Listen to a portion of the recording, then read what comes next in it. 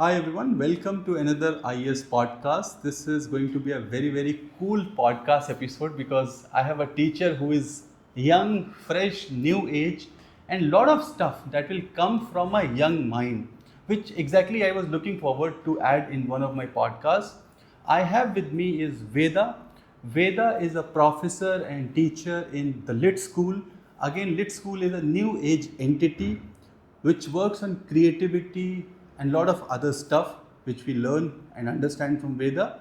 What I've seen about Veda's profile is that she has worked with the institutions which are new age institutions working on solutions which matters for the generation that is fast, that is digital and that is AI.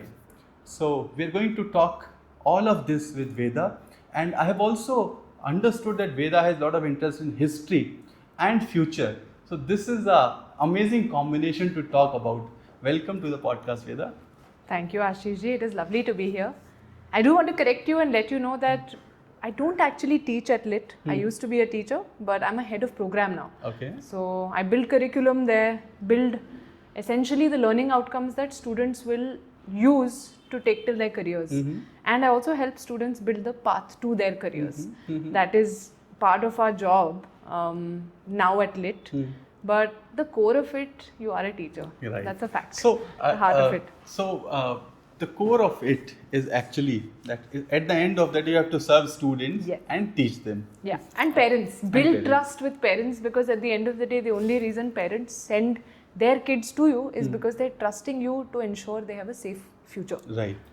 That's the bottom line of it. Correct. So, yeah, whether it's teaching, whether it's planning, whether it's communicating, at the core of it, the job becomes trust building and future building, I think, in this field. True, absolutely, because at the end of the day, especially for a new age institution, what I was telling you earlier also, if you see a system like a university, it is set. People know how it works and they don't have to think of why I should go to a university. They only need to think why I should go to this university over that university. Yes. But for new age institutions, you have two levels of thoughts. One is where, second is why. Yeah. Right. So first, before we get into all those details, please tell us about yourself, about your background, work experience, what all you do. It's a new thing, new word. Yeah, I hear you. And honestly, I was not always an educator. Okay. I've been a marketer for 12 years. Okay. But a marketer who started their journey with psychology. I had a BSc in psychology and I wanted to do neuroscience. At that time, there was no money in that field. Actually, you needed to pay lots of money to become someone who can earn money in that field. And we didn't have that. I had, lost my father young. I was 17 when he passed away and my mom was just 39. So we had this pressure of being frugal with our spends. And in that frugality, also optimizing our ability to earn. Correct. It was at a college cultural festival that someone saw me and they said, this girl looks like she can sell. And they came and they said, you have to join us. We are recruiting. What are you recruiting for? They were recruiting for a fundraising division of an NGO. Okay. And this was a NGO that was a youth entrepreneurship model. They're actually based out of Bangalore. They're called Make a Difference. I was 18 when they hired me and they said, come, you start our first ever fundraising division which involves crowdfunding. This is back in 2012. And crowdfunding was simple. Do an event.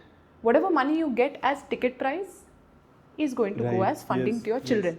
All you have to do is convince the venue, convince the vendor, get that free because you can't obviously be spending 30 lakhs or 10 lakhs or 5 lakhs. We started with small events like bake sale and self-defense workshop and small events like we used to go to a school and do a 5-a-side football tournament for a weekend and get off some 30,000-40,000 rupees. But the real target was 1.5 lakh rupees a month because we had 165 children in our shelter homes in Chennai. And if we have to give them books, basic money for education and take care of some of their food needs, we needed 1.5 lakhs. That was the projection. The first time we earned 1.5 lakh rupees was from a campaign called Raddi campaign. Raddi campaign. Yeah, Raddi campaign. Okay. That is where so I in South also you say Raddi? Because Yeah. North में हम Raddi बोलते हैं. Yeah, so I was in Chennai at that time, right? हम लोग उसको रद्दी बनाया because we said let's popularize a simple word that can be used anywhere. Yes. And there's a lot of North Indians in the apartments we were marketing to. So we said to relate to them, we need to make it more relevant. So we said Raddi campaign. And interestingly, it caught on among all the other Tamilians in the area. But it was this exercise that taught me that I can be a marketer. And that told me that, okay, you know what, forget your masters in psychology, do a masters which is slightly more open, so that you can, take out whatever arrow is suitable and shoot it to earn money. Because who said you have to earn money getting one formal degree? And back then this was a very rebellious thought. Because my family also used to think, what are you saying? How can you're studying psychology, doing some fundraising job, running around earning money? What is this? The point is, it's taken 15 years now for me to tie that story together and to present it on one thali and say, yes, this is one thali. But back then, the guts it took was just go do. Do it, you can do it. Once the result is there. What is Raddi campaign? Very simple. We decided there were 2 apartment complexes with 4,000 and 8,000 apartments. Big ones. We went there with posters and said, we need your trash. Because mom and I, in those years, used to sell our kuda. Yes. Plastic also, paper also, metal also, old electronics also. In a month, you could make at least 1,000 rupees sometimes. And that was big for us back then. Now I'm wearing all this gold and all. It's taken a long duration to get to this point. And back then, that 1 kg of newspaper, 10 rupees we used to get, was a huge thing. Yes. So what we decided was like, okay, let's use this tactic to make money for the NGO also. How? We went to the houses first, we made them aware. We gave them all pamphlets, we told them, sir, ma'am, we are coming from an NGO, please allow us. It was a simple game of communication. Yes, effective, absolutely. Attention, drawing, communication. We did that, came back the next weekend, and we managed to collect newspapers, metal and plastic and all of the electronic waste sufficient to earn 70,000 rupees in the first drive, 77,000 rupees in the first drive, with just one apartment. The second apartment we ended up earning, I think, about 85,000. So your target is full from 2 apartments only? Yes. Wow. And what did we have to do? Communicate effectively and collect garbage. And get a right vendor willing to take all this garbage from us. In our case, we couldn't find only one vendor because he said, ma'am, all my money you take means what will I do? So we said, okay, we'll get multiple guys and spread the earnings for us. But that year is when it hit me that I have skills that I am not training for in college. And so I decided, okay, let me finish my bachelor's and let me go into the real life skills. I'm able to sell. We got 70,000 rupees. What is this? And at the same time, we had this strategy. If you have to earn money, one way is not enough. And we are not earning, like I used to get a 10,000 rupees salary. First year was 5,000. Second year, when I became the president of the fundraising division in Chennai, it became 10,000. In second year, you became the president also. First year, we were the event. I was the events fellow, the official fellow. There was a fellowship program. Year 2, they said, since you've earned enough money, become president. And I'm a 19-year-old young girl, very determined and very outspoken. I think I did a powerful job in year 2 because we managed to get a grant from PwC. 25 lakh grant. So we ended up chasing a corporate partnership also alongside doing this Raddi campaign and all this football tournament and all of that. We went in other directions also. And those 2 years were the teaching grounds for me to realize certain skill sets are going to take me through my life. Communication, ability to convince someone for something. It can't just be random. It has to be a transaction or a purpose. And my positive nature for dealing with conflict and chaos, because nothing was planned. We're a bunch of children. I was a fellow with 7 interns. Who are interns? They're volunteers. And my volunteer team that time used to be 35, 142-year-old, and I'm 18. So we also had multi-generational learning. Then in 2012, And multi-generational way, we had conflict also, we had chaos also. One person left the team. So it was quite the learning at a very young age. And very quickly after my bachelor's, in my master's also I continued this. Funnily, my brother ended up becoming a teacher in the same organization in his college days. Just after. He's younger to me. So the influence exists, right? Something good happens in your life, it influences others in your life. So it started there. From there, after doing my master's, and I opened my master's, I said I'll do a master's in HR, organization behavior and organization development. This way I can remain in training in the human potential space because HR. I can also utilize the OB and OD eventually by additional skill sets, adding some layers and maybe eventually becoming a change management person. But who knew? I was someone who had to go in the direction of marketing. My first job was Bharat Sethi, if you know, Rage Coffee. Rage Coffee, I know. His first company was Poster Gully. Postergully.com. Okay. That was my first job. Okay. They hired me as a community manager. Poster Gully, what they used to do? Canva का कुछ early version था क्या? No. It was actually like a merchandise shop where they have onboarded multiple artists and artists from around the world whose art they will repurpose onto merch and sell online. And whoever's buying the art is going to give us that one small percentage go to the artist. Right. So it was a dual earning model for the business and for the artist. And my stint there involved me helping build a wider community of customers and artists and bringing customers and artists together. That was the community manager role. So we did exhibitions and my journey started there into marketing. And in that journey, somewhere, having started in education, like MAD also is an education organization. Abhi they are operating. They have a curriculum that is Cambridge, 6 years English. At that time in 2012, they believed that a student needs English communication to have a career. Without this, you cannot have a career because you won't get into college. Yes, absolutely true. And I believed in that, truly, because I said, yes, without English knowledge, you can't even get into a college today. So if you can just get into a college and speak in English, you can still make something of yourself. So that fundamental belief in education came back for me years later. Like in the middle, I worked with a bunch of startups, built my own startup called shopziddi.com. It was a jewelry company, ran that for 3 years, and when I saw it was taking too much capital, I exited, let my partner continue it. Then I started a video production agency. Then 5 years, 6 years of my career had already gone by, and I was realizing I was such a player in the market that credibility was being cost. This is a market where you need to prove yourself, not just by ability to convert, but by ability to be at a place for long enough. So like accumulating time at a company is equivalent to accumulating credibility in the market. That is what it was. So then I said, okay, you know what? I don't want to be this, someone who's job jumping just because I can. Just because I figured a alternative earning model that involves doing jobs. I was also acting and modeling, so I was earning money there. So doing all of that is not building the credibility I want in the market. So I said, you know what, let's do jobs now. And from 2018. At least pick something. Pick stay. Something. Forget pick. Stay. Stay so you can also see. And I was also getting anxious about the only time I've seen proper P&L cycle shift and change and trends in that cycle is when I built my own business. But at any job, I've only been around for 6 months to a year. How can I even predict what real change is needed, what strategy will work? And what you are bringing to the business. You have no way of really measuring that value until you stay.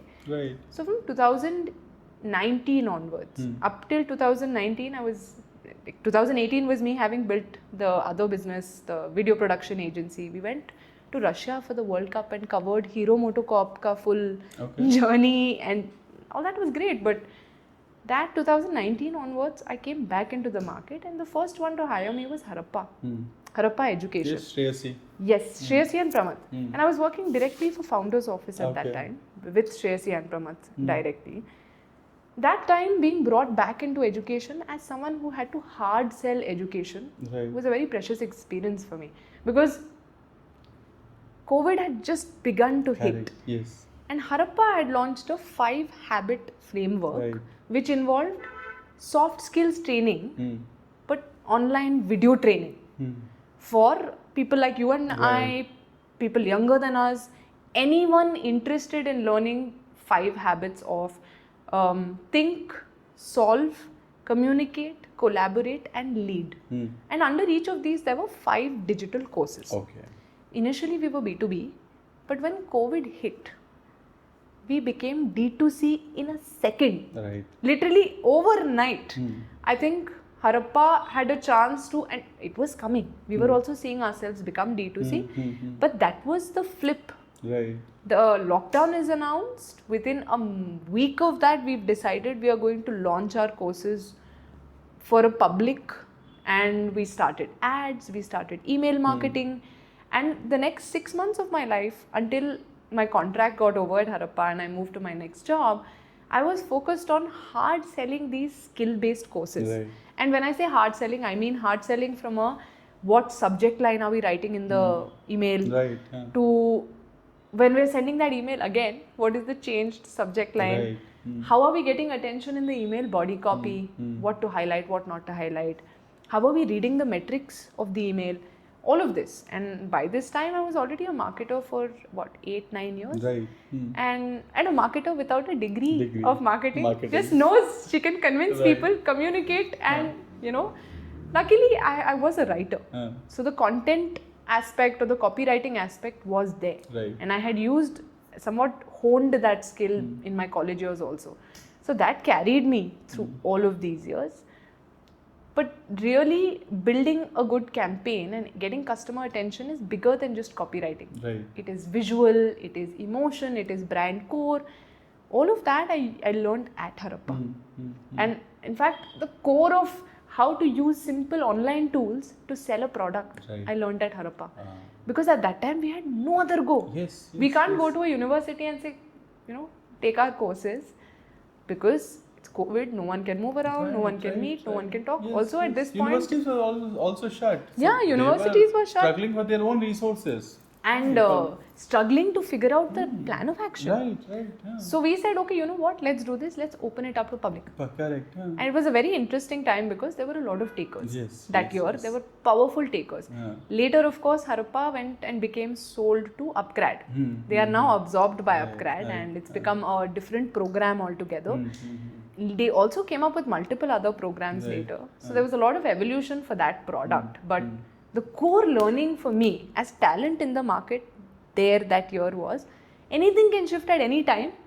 You better be ready to absorb any skills you need. In fact, you better be ready to pivot and be willing to try new things. Because this is where now the world has really started to flip. Right after Harappa, the only stint I had was with a wealth management firm for 2 years. That was a very interesting stint because it allowed me to learn what it means to have patience and stay in a firm while also understanding what convinces the richest of the rich. Right. Because there my job was not customer acquisition, it was retention. Simple retention where you're writing emails to retain customers, you're designing campaigns to retain them on your tech platform, you're designing campaigns to help your HNI, like high net worth customers, adopt your tools and technologies, things like that. And retention through trust building, because there's no other tool. Yes, retention through trust building and the highest level of trust building. That is where I, for the first time I think in my career, learned what it means to stay put also, but also what it means to convince with classy communication, convince with emotional thinking, convince with communication that is structured and architectured to get someone into the door and have them sit in front of you. And that journey, I think by that time was noticed by Pratham at Masters Union. And actually it was someone in the team who reached out on LinkedIn and said, we are looking for someone to come and lead our marketing. We're a new education institution and we're always on the lookout for young talent like yourself. And in the interview, Pratham said, I remember, I want my students to have lives and education like the way your life has been. For a second I was taken aback. I thought it was something negative. Then it hit me that he's actually meaning it in a positive way. He's saying you may not have had a structured life, but you had enough experiments to land you here. Right. And those experiments have given you all the skills that it takes for you to handle anything put in your path. Right. So that's what he had said to me, and he said, now I want this to blow up. I want Masters Union to be, because we are the first disruptive education space. We are the first ones trying to do education differently than what it's been done in the last 70 years. Right. Of course, it's a fact. Experiential education has existed since ancient India. Yes. It is a fact. And the first examples of it are there in Takshashila and Nalanda. So if anything, we have revived that and we have brought that back into the education system, so we could go beyond just reading material that was presented into doing what the world needed us to do. Right. And I think up to that point, IIMs and all MBA education in the country was also only as experiential as maybe doing a case study in class. Yes, correct. In fact, I was about to add that, like you said, that we started with Nalanda and Takshashila and experiential learning, but we got absorbed so much in brick and mortar model that we are not able to accept the experiential learning.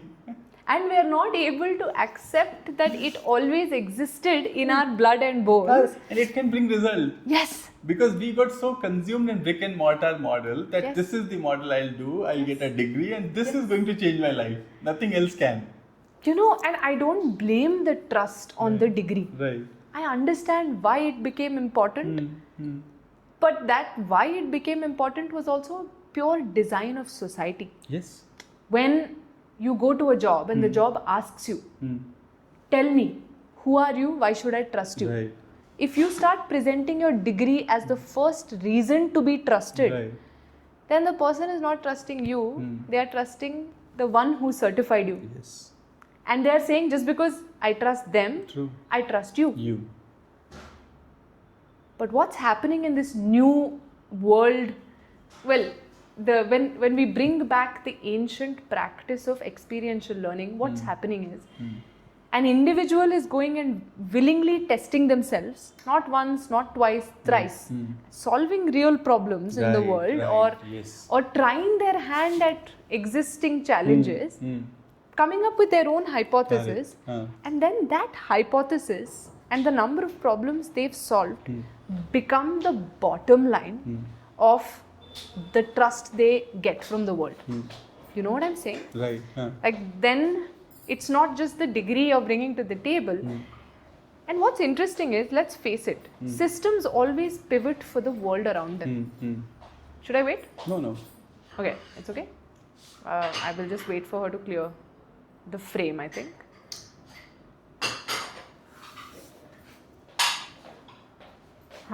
So what I was saying was, the system always eventually pivots in the direction of what the world needs. Right? At the moment, what does the world need? The world needs people who can solve problems. And if we go back to civilization, the order of civilizations, right? There were the conquests, the pioneers, the conquests. Wait. We'll come on that. First, we'll finish your journey. Yeah, okay. Let's then do that. Then we come on this. Let us do that. Because this is a long topic and I want to talk in detail on this. Yes. And this is going to be extremely important, be it you are a parent or be it you are a student. Why? Because we are still in a very nascent stage of experiential learning. We are just starting on that. If you see, what she was talking about is the real world skills, right? Everything she has learned is beyond degree, right? You are doing marketing without a marketing degree, right? So that is the experiential learning. Second is having an unstructured life, what you talk about. I'm sure not just you, a lot of us have unstructured life. The only thing is the ability to accept that. Yes. And I'll admit one more thing. If I was not willing to take so many risks, first of all, I don't think one education institution can have prepared me for the journey I had. As a marketer for 12 years, I don't think I could have learned.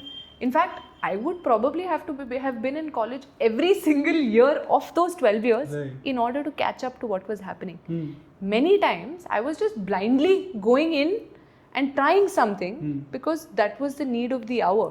And also, this has happened in the 10 years when the internet has become the most important parts of our lives. Yes.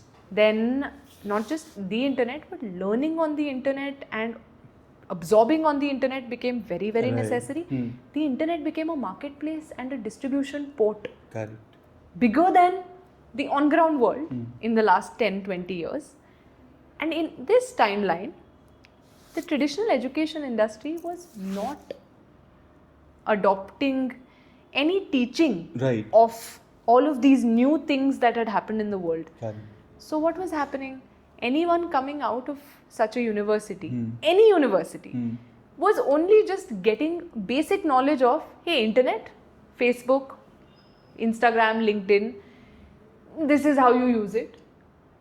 But no university was actually preparing us for what the world is expecting and doing already. Correct. Yes. The world is already fully operating on Excel sheet, and we don't yet have Excel classes in the college. In the college, yes. Because the college has not foreseen it. Very true. This is a very small, silly example. We have come far from Excel. And so, the need for education to catch up, I think today, has finally been accepted by education itself. Right. You know, and not just in a way that because Masters Union started, IIM has become experiential. No. IIM itself would have felt what happens when a student is sent out of the university without preparation of real tools and skills being used in the world. That student either doesn't get a job, or they become redundant, or they have to by default go and do another degree, which means spending more money, not earning any. These are simple outcomes that tell you that any university, again, sometimes it's also a game of competing to get the candidates, right? So if you want to make sure that your students are ready, one, they are still getting the packages that you are proud of, and the market is able to draw real value from them, you have to pivot. Yes, true. And I think that pivot happened naturally in India. Sure, the catalyst may have been a university like Masters Union, and then MESA, and now LIT, you know, but the catalyst has already begun happening in the classrooms of our traditional universities. Whether that's an IIM, or Flames, or a, NMIMS, or your engineering. Then again, I feel engineering education still has a long way to go when it comes to becoming truly experiential. But management education and creative education, I think, has begun to challenge itself. And that is something for us all to start sitting up and observing. Because as parents, as children who are going to be part of this market, who are part of this ecosystem of talent and service, what is the point of us preparing ourselves without everything we have to go and do, you know? So at this stage, at this point, experiential education is naturally occurring in the country and naturally coming back, I feel. Right. In fact, since you mentioned Pratham, I remember recently he shared a LinkedIn post and I could really relate with that. Where he wrote that, so many students come out of college today and complain about not getting a job. Yes. Then the reason is that you have jobs in two categories, which is a white collar and blue collar. Now, suppose I belong to a blue collar category, wherein I can have some skill, learn that skill and build a business or build a living around that. But what I do is I end up getting into college to get a degree. And now rather than having these skills, I'm relying on that degree to give me something. Yeah, the thing we were talking about, the trust. Right. Yeah. So that has become a biggest deficit because again the experiential learning is missing. Yeah. The real skills are missing. Yeah. All you have is just a degree. And okay, I have this, and because I have done this, you should give me something. You see, a lot of time we get those examples, and in news also we get this person is a PhD and he is just a hawker, or he is doing this odd job. Sometimes I feel that it might be, but the other time, what's the credibility of your PhD? I'll give you a basic example, okay? And the post you're talking about, Pratham's post, it started with the line, every year 1.5 CR yes. graduates enter the market. Right, I remember this post. Honestly, Pratham has been one of the most inspiring leaders I have worked with. Okay. He comes from an education background himself. Right, His family has already set up an education empire that is transforming lives of students in Jalandhar. But his dream was bigger than that. He said, I want to transform the way education is being done and I want to do it fast because the job world is not waiting. Right. Why should I make my kids wait? Correct. So when he said that, the thing you're talking about here is, and I'll give you the classic example, my brother, I'm 33 now, he'll enter his 30s this year. But when he was doing his bachelor's and master's, it was a BTech and MTech integrated degree from a very reputed, the most reputed engineering education in the South. Okay. 5 years after completing this degree, he gets out, and the university was very difficult on him in the sense, he actually had to go through a lot, and I observed his classmates and him go through a lot because they were the COVID batch. They all graduated in 2020. Got it. So in that 1 year, some exam complications, the professors being very hard on them, and some professors not giving concessions and saying, do what you can, I won't help you. So 2 things for me stood out of this, okay, and they still today are part of the reason I am back in education. One is the lack of compassion. You're building young minds for the world. Why are you enemizing them? Why in the name of discipline do we have to make our children feel like they are the enemy or that they are wrong? Correct. And that happens in traditional education. There is no real community feeling. Right. In fact, you'll see in a sea of 1,000 students, there'll be 5 of them who remember that one teacher who would really treat them like an individual, who would respect them, they would feel safe around. Right. There was not a single professor my brother felt safe around. Okay. The second thing, he comes out, doesn't get a job on campus, but he gets a job off campus. And it's a very good job with LTI Mindtree as a software engineer. 5 years of BTech, MTech, and your salary is 28,000 rupees. And that's what LTI Mindtree would be paying their entry-level software developers.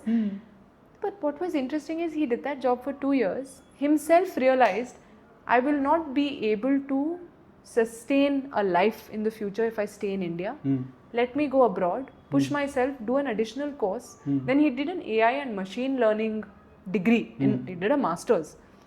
Got placed there, and now, I don't want to say it on live camera, but he's earning very well.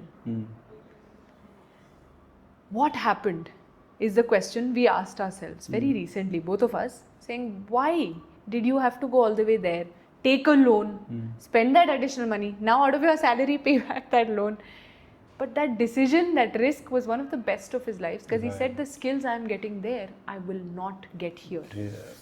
And why should I limit my potential? And I said, what do you mean limit your potential? Because if I could go and do a job without training for it, why can't you? He said, I'm not like you, Vedaka. That's when it hit me. An education system is not built for outliers. It is built for the standard student, for the average, for the mass, to serve the best possible capacity. And what is the point of it? Originally, if you look at the earliest education, it was knowledge being passed down from a perspective of survival. I want you to be able to survive, so I'm going to teach you hunting, fishing, and fire making, maybe even wheel making. Right? So if that is the purpose, and that is still the purpose, then current systems were or somewhat clearly are failing the duty of getting someone truly ready to survive in the world. You know? And so, I guess the experiential has come and given just the right amount of competition to the traditional systems in order for them also to realize, oh yes, we also need to evolve the way we prepare our students. And also all thanks to the government now with NEP coming in and the schooling systems themselves inherently being inspired to evolve into a creative focused, thinking process. I think we're finally getting somewhere when it comes to getting our students ready. Because if really, think about it, Ashish ji, 1.5 CR graduates are coming out in the market every year.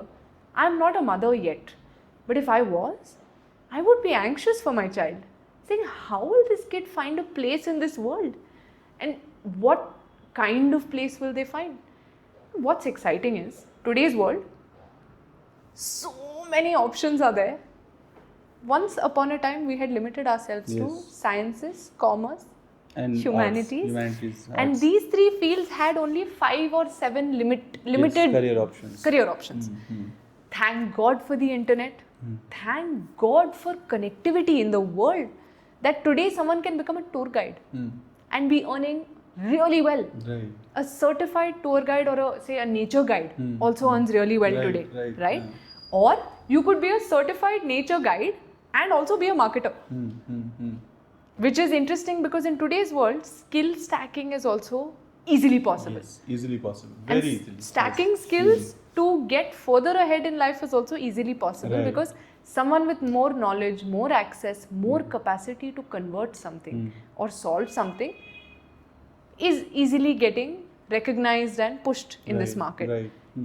Let's also face it, India was just 3 years ago the world's 3rd largest startup ecosystem. I don't know what that status is today, but I'm sure we haven't moved far below that ranking. I think we would be in top 3. We are. I bet we are. And given we are in top 3, what does that also mean? That means a whole new influx of opportunities in the market. As a country, we are also moving away from holding jobs to building jobs. That's the shift that's happening. Correct. And we were a job builder nation before also. Yes. We have been there. The last 50 odd years or 60 odd years, we did become a second economy for other superpowers in the world. So we cater to their markets or we handle their clients. But that wave is over. We are now entering a new wave of us being the builders, us being the job creators, and then us needing the talent pools within. Right. This is not the time for And India as a country no longer to be brain losing. drain. I think that's what you mean. No longer? Brain drain. Yeah. Because earlier a lot of people were migrating. I was just about to finish my statement with that, saying, so that means we should start protecting our talent in here.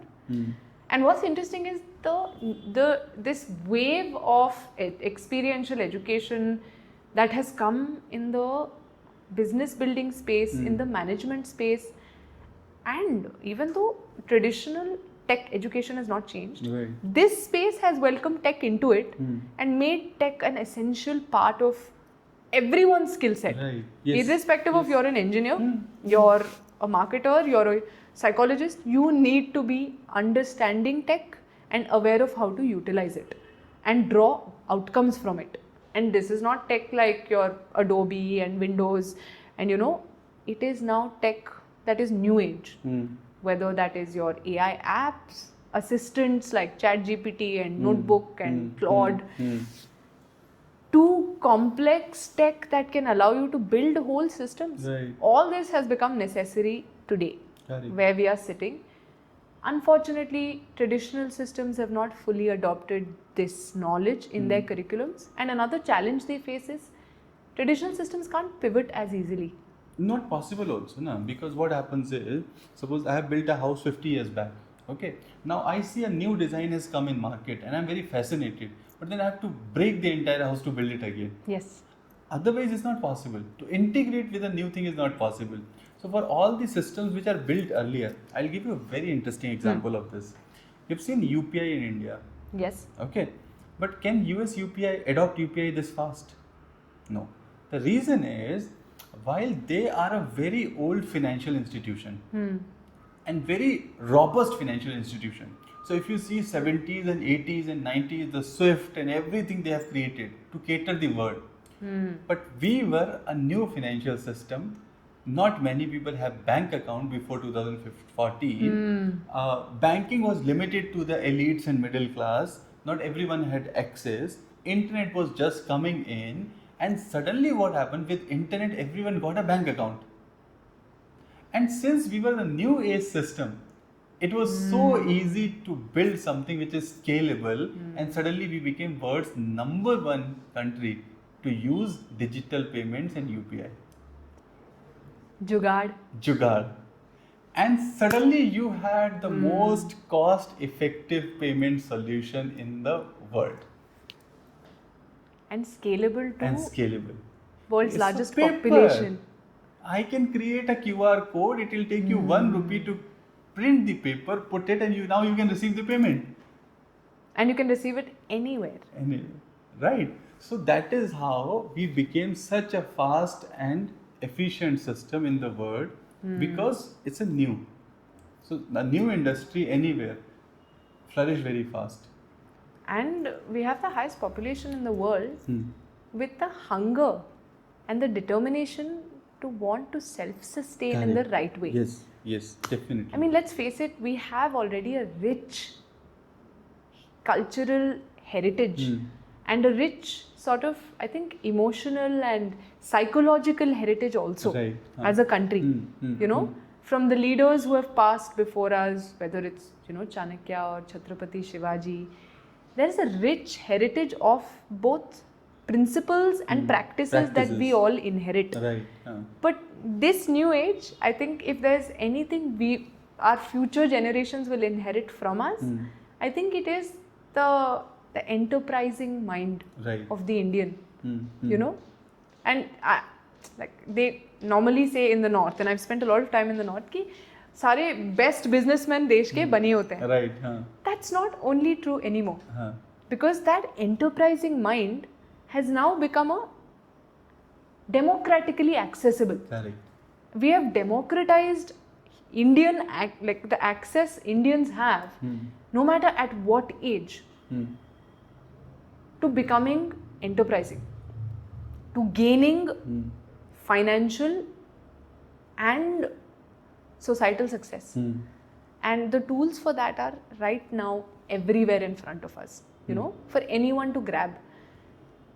So if anything, the word should be, we're a very fertile ecosystem right now. Fertile because so many new innovations, inventions, tools, technologies are available. Market is crowded with opportunities, businesses and problem statements to solve. And there is no dearth of data. Because what else do we learn from? We learn from either something we have already done before, or someone else has done something before and there is an example of it for us to understand and maybe do differently.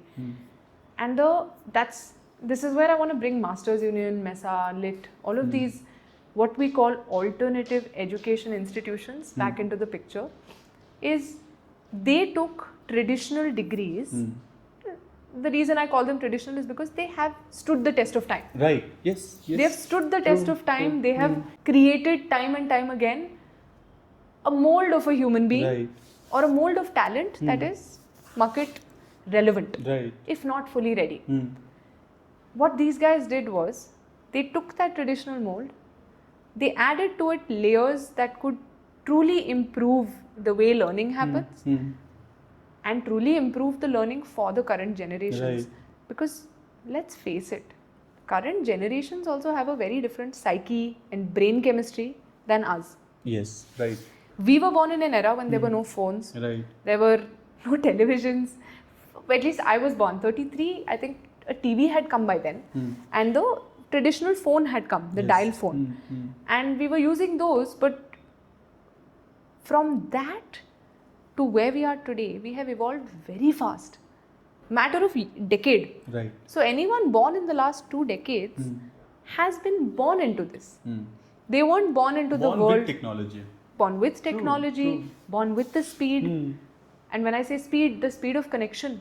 I pick up my phone and I can text you 2 seconds, it reaches you. Correct? Jio made that possible. And let's also face it, COVID made that necessary. COVID made everything so adaptable, because you had no other option. So maybe the technology which could have taken 1 more decade was made possible in 2 years. Because you had no choice. And in India, cheaper than any other country. I mean, we have, and we asked this question in the entrance exam for the LIT, and not the entrance exam, but in the entrance interview. It's a fundamental thing we talk about, because we've all come to now talk about creator economy, and the world cannot imagine itself without influencers and Instagram and LinkedIn, right? This happened because of 2 incidents. One is COVID and 2 in India was Jio. Absolutely. Purely. Absolutely. If it weren't for these, one, a problem, two, a problem solver. If it weren't for these two drives at the same time, we wouldn't be where we are today. But in fact, if you also see, while COVID gets a lot of credit, Jio never got its real due. 100%. COVID does get a lot of credit for causing all of this, but Jio deserves the real baton goes to Jio. True. Because they democratized internet beyond imaginable. The cheapest internet, I think, is India. Cheapest in India. Yes. Anywhere in the world is more expensive than what we have here. Yes. And that is only possible because of someone like You Jio. have per GB data in less than 10 rupees. Yeah. Which is not even 10 rupees. I think 5-6 rupees per GB is in India right now, Yes. which is huge.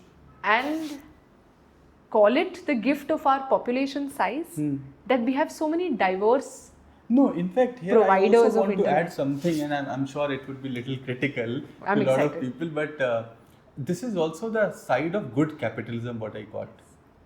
Right? I often tell them that there are a lot of people who criticize capitalism. So capitalism in money is not always bad. If you see, as a country, India, right, we have never attacked anyone. Yeah. But does that mean we do not have the right to prosper?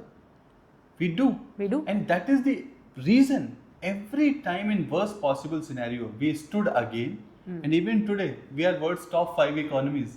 Yeah. It's a positive capitalism. Yes. You cannot always think capitalism as a tool to spoil or to do bad things, but there is also good sides of capitalism.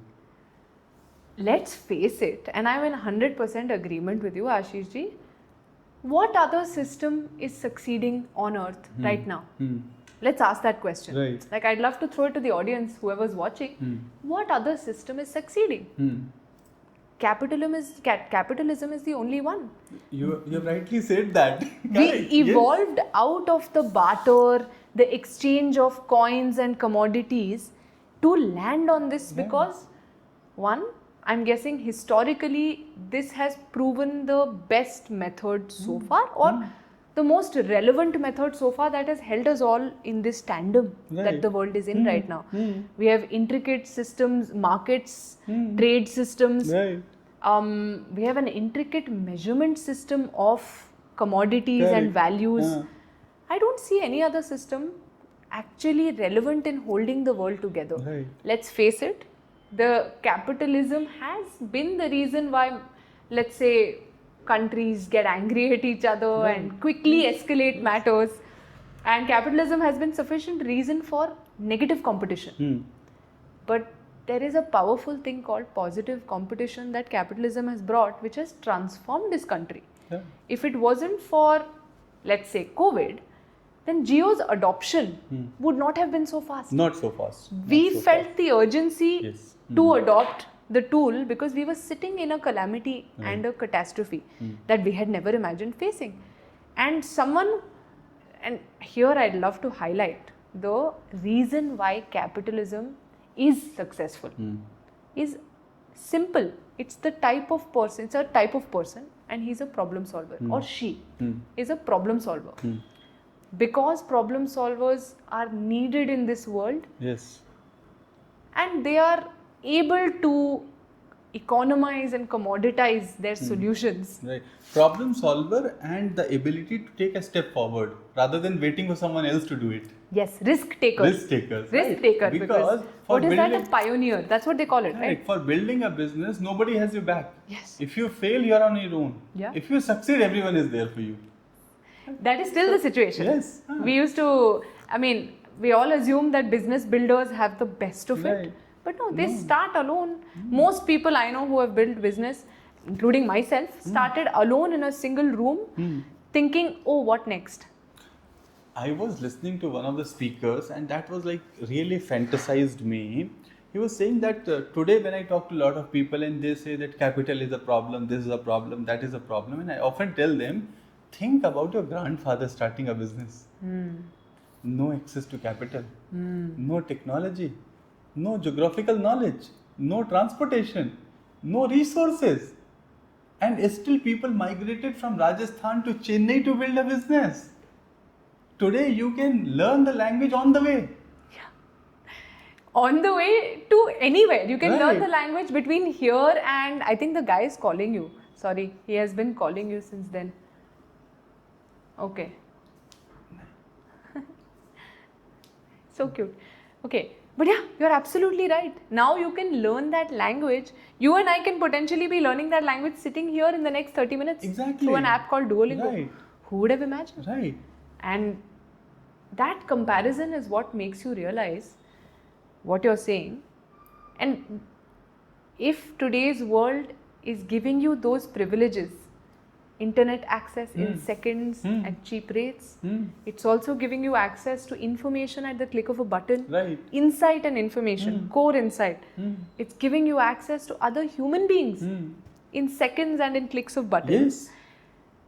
Then if anything, we have a duty to leverage this space. Arey, you imagine in your generation or in my generation, could you even think of talking to a Fortune 500 CEO? No?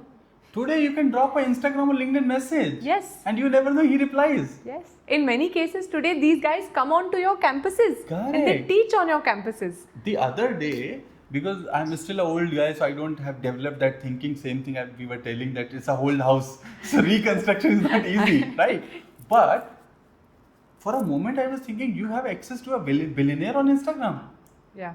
Who could have imagined? Their entire life, their choices, their way of thinking, every day. Every day.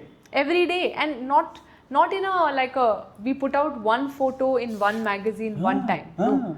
Every single day, any minute you want. Correct. Now, some of us traditional, more, I think people who think from that perspective, like I also believe, we're in an abundance era Right. that can very easily be taken for granted. Right. This is the time for us to leverage this abundance to the best of our ability. And in this abundance era, why this is coming up is because, when you said you can access, to me suddenly I remembered, how we talk to our students back on campus. The thing you said, today you can access a Fortune 500 CEO in a click of a button. What are you waiting to solve the problem? I've realized that the system of abundance has also created a lot of overwhelm Right. in the world. When I say in the world, I mean among parents, among children, among businesses also. Because suddenly everyone's realized they have everything. So they can get from 0 to 1000 in seconds only if they do things right. But not everyone's able to do things right. This is where education comes in. Essentially, in a society growing so fast, education's job then will become to truly be the support system that can ease people's, ability to fit into this system. Because you are not born ready to fit into this, right? True. You're not born ready to deal with this. I mean, we're not like that National Geographic when you watch those videos of young species, young of other species. How pop out of the womb, the giraffe is ready to stand up within minutes. I think within few minutes. Within few minutes, and it falls from quite a height. Right. It knows how to bear itself. Right. It is designed already to have the genetic awareness to stand. No, in fact, I think I read somewhere that they also have the high risk of being killed by predators. Yes. So if they are not ready to run, Yes. they'll be killed. Yes. So nature has prepared them for that. And nature is designed Right. for them to be born with that preparation. We, on the other hand, you fall and you run. The same goes whether it's those lizards. There's a very popular video of this one lizard being chased by snakes. I don't know if you've watched that, but it's on an island and so surrounded by water and jagged rocks. And it's such a powerful visual of how seconds after opening its eyes, this lizard is on the run. Oh. Meanwhile, as humans, we have it very differently. Right. We've built a system of comfort where we can actually rest, recuperate, rehabilitate, rejuvenate. So much access is there. And yet, in today's world, everyone is roaming around with really scrambled nervous systems. I won't say the same of you, but I will speak on behalf of students and young people, people my age also, who are all roaming around with faster inner movement than we are ready for. Right. We are all coming from, some of us are coming from slower worlds who have had a chance to slowly get into this world, this very fast-paced world. But many of us are not given that chance or not seeing that chance. Right. I feel like the faster this world gets, the more of us are born into it ready to run. Right. Just like that lizard or that, the giraffe. Correct. And in that circumstance, whose responsibility is it to truly get, these runners, paida hote hi bhago. Right. Whose responsibility is it to actually get them ready for the world? One, the parent. Two, the society around the parent, around the kid. And three, the education system. Education. So basically what happens is this, I talk often, that you have three stakeholders in your life, right? Because you get it before you get in the real world, which is your parents, your society, and your education. Which education can be school, it's a new age experiential learning, anything. But these are the three key stakeholders who shape you. Today we have got internet also who shape you, because today a kid as young as 3 or 4 years have access to phone and they know more things than what we know. So that is also has become one part. But these are the key stakeholders. And second is that a lot of time you don't have to solve your problem. Sometimes you can ask others also that, can I solve your problem? Yes. Right? Yes. So it's not that every time you are thinking of building something and you are thinking that, no, I'll solve a problem. Sometimes you can just ask others that, do you have any problem that I can help with? Yeah. Or we observe problems in our vicinity and without asking, take the initiative to fix it. Correct. Because that is the capacity we come with. Correct. As human beings, that is what I think that is what we are all preparing young students for in the time to come. Right. That is the job we have all taken on. And when I say we, I think I'm standing on behalf of the education system that decided to pivot, that decided to make the shift from purely traditional to a mix of traditional and experiential new age, to a mix that is willing to take risks, is connected directly with the world of work. Not just saying that world of work will come at the end of the semester or it will come once in a year. No. Every day. Every single day. Every single day. You will interface with the real world of work. So when I say the we, I speak from behalf of that education system, that I feel like we have taken on this responsibility in today's world to somehow integrate both that personality level learning that students need. And when I say personality level learning, I mean to say to take that risk. Right. To get up and say, there's a pothole there. 3 guys have fallen because of that pothole and their bike has wobbled there and they have fallen. I am sitting here every day watching it, so I'm going to change it. It takes more than connections, a network, skill, problem solving ability and logic to actually solve that problem. In fact, there is one thing before all of this that you really need. What is that? Hindi mein there's a word, they even made a movie out of it. What is that one thing you need? Which one? Beyond all of this, beyond logic, beyond problem solving, beyond engineering. Because to fix a pothole, you may use some engineering. Beyond all of this, there is one skill you really need. Initiation. Jigra. Movie भी बनाई थी आलिया भट्ट वाली जिगरा करके. The reason that word comes to me is because jigra is the ability to take risk. Right. Or to initiate, at least to start. Yeah, to initiate. To say that ये करना है. Correct. When no one is saying ये करना है. वो जिगरा के लिए वो ऐसे ही पैदा नहीं होता. The fact, some people are really born with it because maybe it's their genetic code or it's the family they're born into. But now it's about time. This jigra is made to become a part of all of our kids' lives. All of our lives. Because the faster the world moves, the newer things it brings to us, the more ready we have to be. The more willing we have to be, the more initiative we have to be willing to take. So, without jigra, you won't go out, stand there, block that and tell 10 people, I'm going to solve this. Wait. So I feel like today's education systems are solving for this also, beyond just problem solving. Because problem solving, the skill, comes with the education, comes with the trial and error of case studies and projects and internships and gigs. It comes with learning directly from industry. That the problem solving skill itself being shaped in the experiential education space is one thing. What the other space is also doing is it's getting us nervous system ready. Right.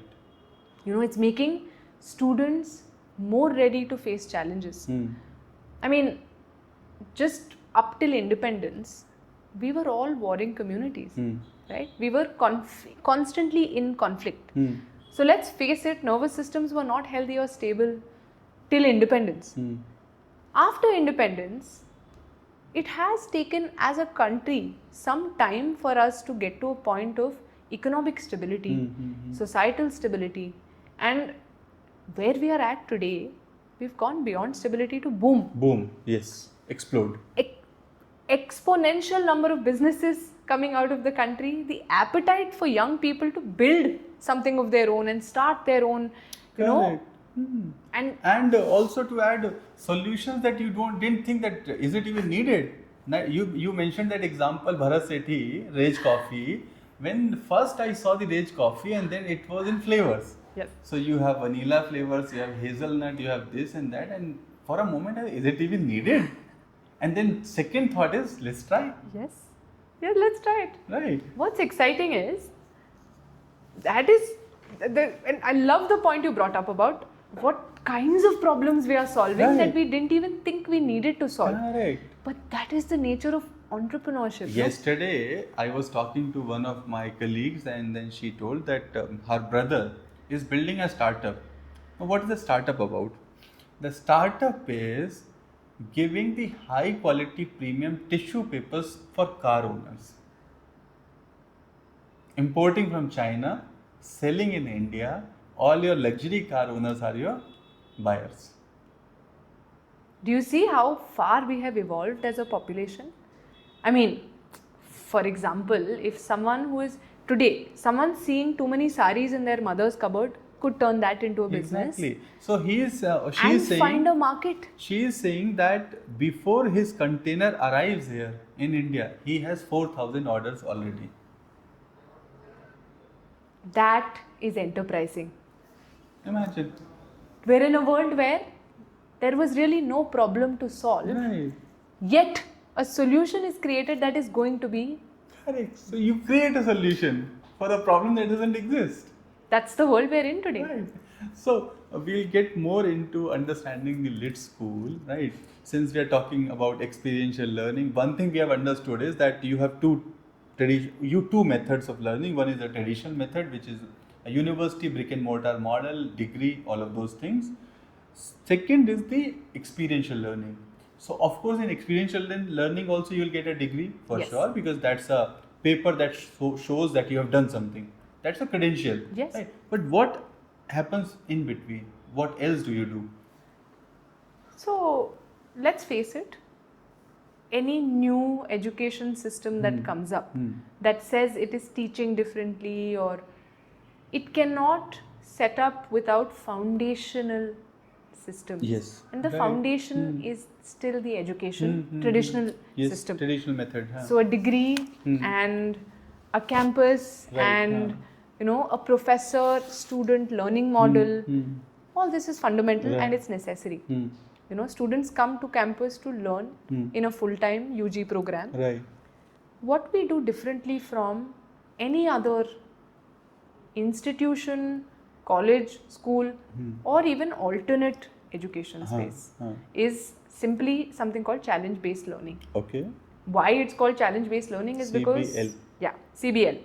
Why it's CBL is because the thing we talked about, the pothole problem, like that there are millions of problems in the world, and the fact that you and I have already identified the need for problem solvers in this world, it's not a new insight.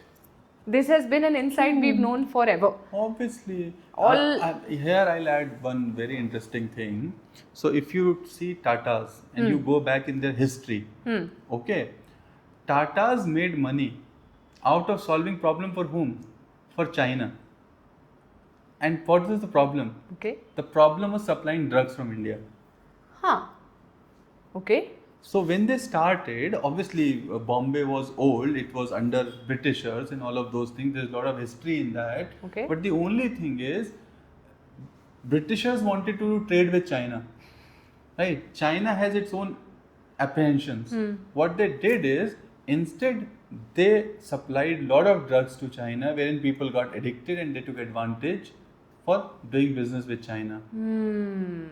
So weakened their society's moral fabric first, and then found it easier to make inroads into their economy. And in between all of this, earlier Tata, I am forgetting the name, there's a creative institute also in Mumbai, in his name, JSS, yeah. But anyways, he was one of the person who made millions and millions in those times, 1800s. So what was the problem they really solved? So the problem they solved is for someone else, for China, which means it was not your problem. It was not even your problem. You just saw the opportunity. Yeah. That okay, this is where things are going, and I'm here. I'm at right place. So sometimes you don't have to. What I was telling you. Sometimes you don't have to solve a problem. You don't have to see a problem. You can solve someone else's problem. Yeah. Britishers had to do something. You became a middleman. Yes. Right. What you're saying is also reminding me of a true shift in eras. Like, I think trade as a task or as an occupation in society has always been there for centuries. Trade is the oldest business. The oldest business. It is the origin of business. Right. And though with the existence of trade as an occupation, there were the existence of other occupations. Yes. You know, all around scholars, builders and sculptors, historians, etc., etc. Today's day and age, I think trade has come back in the spotlight. And the enterprise, or the ability to have an entrepreneur, the enterprising mind, the problem solver is back in the focus, because today it's like they have all the arms and legs needed to go from 0 to 100 in a shorter span than ever imaginable before. Yeah, right. So what you're saying about Tata solving a problem overseas, if Tata was around 500 years ago, would have taken them maybe 50 years to solve this problem. Today they can do it that much faster. Yes, right. Correct? Now, the same principle is what challenge-based learning operates on. The principle that there are thousands of challenges around us that brands and businesses face.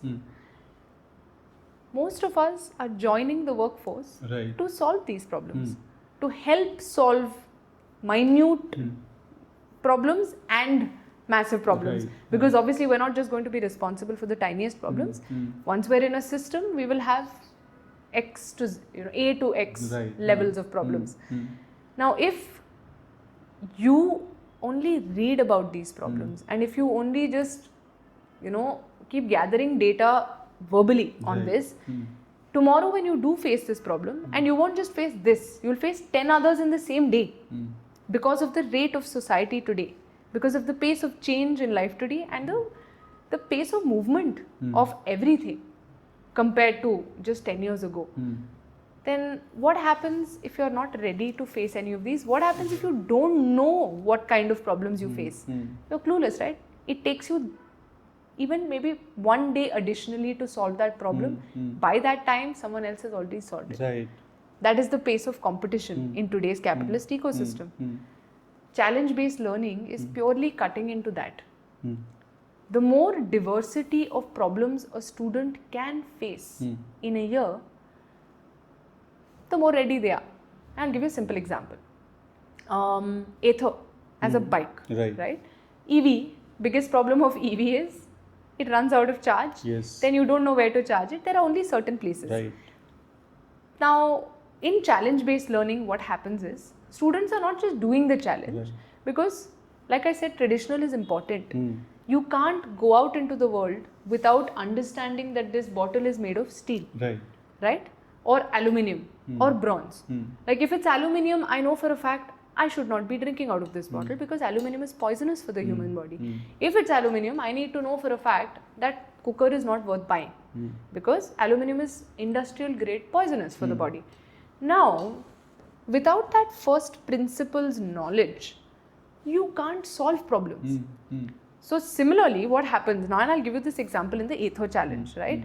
Ather came to our campus and threw our students a product challenge, saying we have this bike, assess it, analyze it, improve it. It has problems, you figure the problems out, you solve them.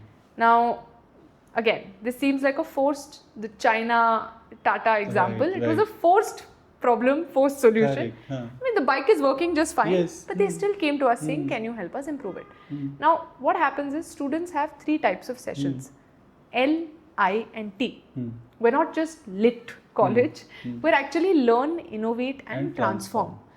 Learn is where the challenge itself is thrown, but it is thrown under a learning topic within the BBA journey. You know, it's a BBA equivalent program, but the curriculum is now designed to meet new age needs and requirements. And in that, the first thing that happens is to solve this problem. Let's say it's a product challenge. You will first learn theories and tools, frameworks that are relevant to such problems, product-based problems. Now, how to streamline such solutions is also taught. Then they go into innovate sessions where they actually start brainstorming what to do. Observe the bike, assess the situation, understand where they can actually affect a solution. One of our students, he's 19 last year, Sarthak, he came up with this product called Charge Bridge. And he came up with it because he realized, if I can't charge this bike anywhere, that's the biggest failure for me. So can I build some simple converter that allows me to plug in this bike anywhere instead of only an charging station? Which means any switch will become your charging power station. The job of the charge bridge was to stabilize the current. And nice name he selected. Charge bridge. Because it works as a bridge. Correct. So in this phase of innovate is when they are thinking all of this. How do I solve the problem? What should it be? They come to people like myself, like yourself, who are real-time mentors on campus as part of this challenge-based learning journey, who mentor them on their solutions. And then students build decks and pitches, which they directly give to the brand. So the brand comes to the campus and the students pitch either directly to the founder or they pitch directly to your, like the core team of the brand or an industry specialist in that topic. Now, like this, we had, let's say, another challenge called Scapia. Scapia is that credit card brand, the travel credit card travel brand. They came to campus during IPL season and they are partnered with 2 teams, RCB and GT, Gujarat Titans and the Bangalore team. And they've thrown a challenge to our students who are the creator marketer program. They have come and thrown a content challenge saying we have a credit card, we have a new game we have launched called Super Shot. And this is a simple cricket game you can play on a website. It's hosted away from the Scapia site, so anyone can get into it. Now, what is this game for? It is Scapia's moment marketing tool to get more customers to, be interested in their credit card. But more importantly, it's a simple shot. If you play this game and you get on the leaderboard, you get free tickets to the match. And along with the free tickets, you get to go on an entourage bus, which will first visit the hotel where the players are there.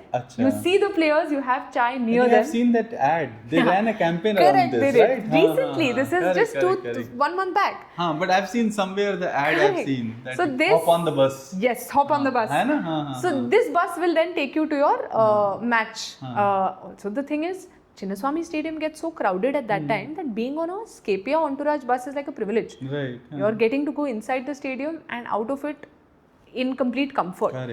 Now what Scapia did, they came to us and said, what we need you to do is build 4 reels.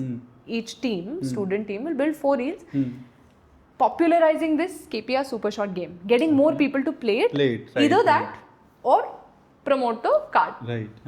One of the two. But use the moment. Now, students in this program were learning a tool called moment marketing and trend jacking as part of one of their topics called social media marketing.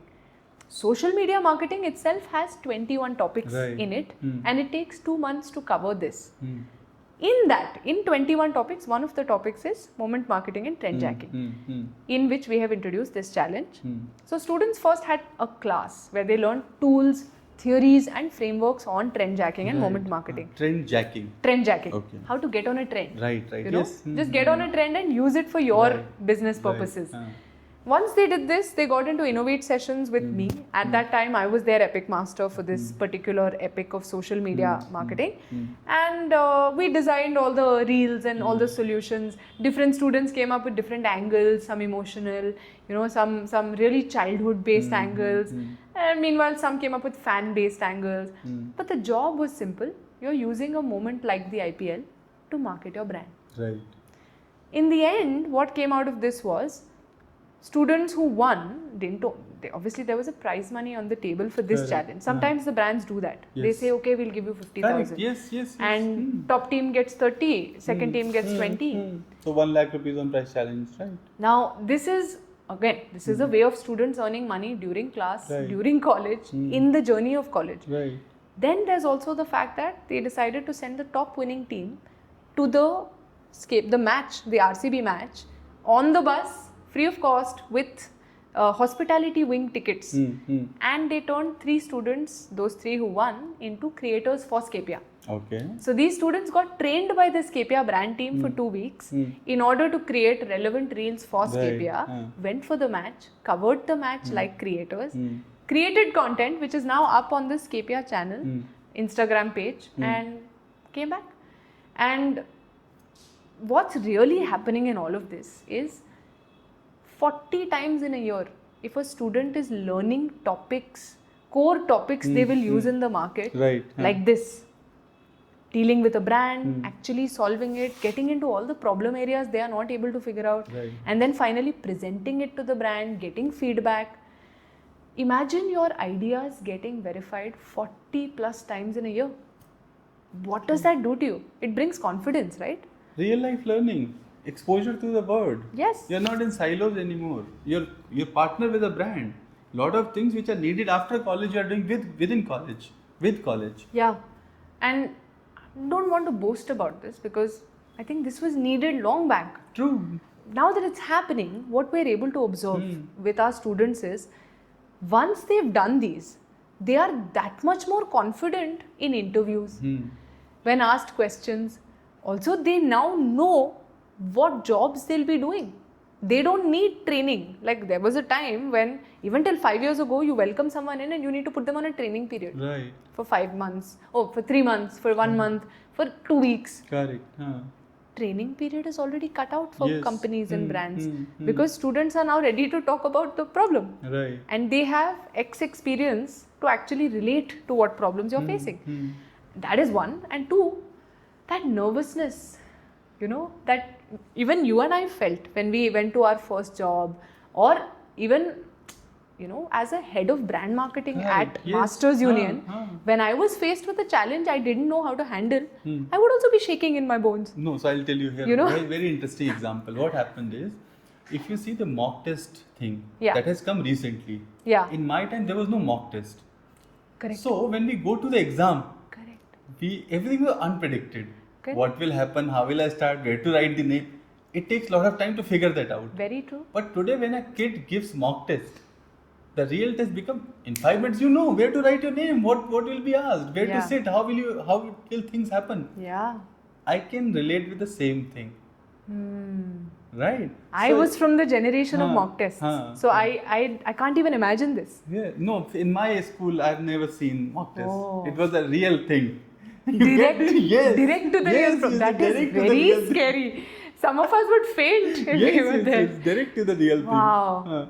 And mock tests were the reason we survived the board exams. Right. Honestly. If it was not for the mock test, I don't think my generation would have survived board exams. Okay. Or most of us would either be depressed or very nervous wreck level people right now. Because the reason we had so much prep is the reason we came. So I have not seen pre-board thing. No. Yes. I don't know what is pre-board. So this is proof. Correct. This is proof. This is like doing mock tests. Yes. Do 40 of these in a year. Exactly. But mock test for real world problem solving. Not just to talk about, you know, ROI क्या है, ARR क्या है, ये concepts लिखना, ये सब नहीं है. वो तो तुम सीख ही रहे हो. Real world, you are doing the real thing. वही मैं कह रहा हूँ कि आपने अगर so you do 40 in a year. Yeah. For both the programs, actually we say 50 plus, but here's the thing, students get to choose. Right. How many challenges they do, because we don't just teach No, in 40 in a CBL. year means you have 3 years course? We have a 1-year program Okay. and a 3-year program. Okay. For both of them, it is about 50 challenges overall. Okay. Like for both programs, ideally for the 1-year program, students end up trying to maximize and do all of them, because they're like, I have only 1 they year. have only 1 year, correct. Yes. So who is the right candidate for 1 year program? Actually, both the 1 year and the 3-year program have different core learnings. Right. One is a creator marketer program, the other is a creatorpreneur program. Okay. The creator marketer program is the 1-year program, which is also for freshers, but it is mostly for young professionals coming with 1 or 2 years of experience. Experience means they have finished college, have some experience, and then they are coming Or for some have learning come, to build a career. We got this year, in fact, we've gotten a couple of freshers also. Okay. 18-year-olds who have just come out of school, willing to take that 1 year of a break or use that 1 year to really accelerate. Learn real world skills. To really accelerate themselves. So this 1-year program is for anyone looking to enter the market, the job market, where our students 99% of the time either finish this course and go for a marketer, brand builder, content creator, production, media lead, growth marketer, those kinds of roles. And we're assuring a 7 to 8 lakh package on average, and it's like that's a default. 7 to 8 year package 8 lakh after package. 1 year program? Yes, after the 1-year program. And how much do you charge for that? The program itself costs, that's a good question. I'm not from the admissions team, so I may get these numbers just a rough wrong. idea. But if I'm not wrong, it's 15 to 18 lakhs. 15 to 18 Yeah, lakhs. 15 to 18 lakhs. And this is the same for both the programs, if I'm not wrong. Which means you have roughly 3 years ROI. Yes. And the ROI is more from a perspective of saying, when you get out of this, we want you to be able to solve and take care of the real needs of your brands and businesses. And what is the point if, as someone who's going into the market, you're not fully ready for everything it needs from you, and you have to spend more time and money doing more programs, more smaller courses. That is something we are trying to eliminate and giving students one-time access. So once you've entered the market, then it's just a matter of adding plus additional skills, new skills into your bank of skill sets, and you have already created the general prep you need for this world. So creator marketer, job seekers. Some students in creator marketer are also agency owners, like they have their own little agency. We have a student in the last cohort that just graduated, Lucky Jain.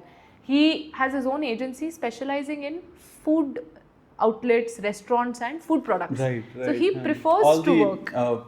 Foodpreneurs he's supporting. He prefers to work in food category and with the products that are all food related. And he has not yet diversified.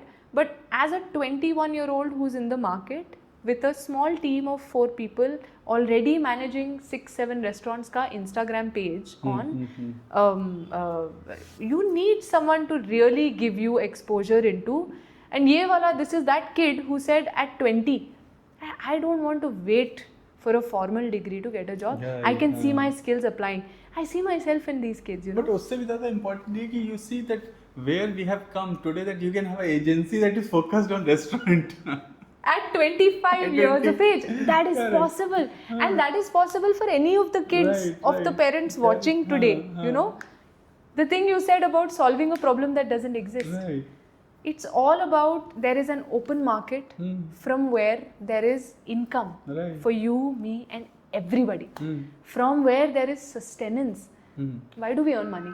It is to sustain. In fact, for solving the problem that doesn't exist, China is the biggest example. Fair enough. Right. Okay. You see, their business model is all about economies of scale. Okay. Produce and throw around the world. True. You go do research, work on one product, and then give it back. Right? And how they work is, they will create industrial setups. So suppose, for example, in Bangalore, I have an industrial setup. And then you will have 100 type of things.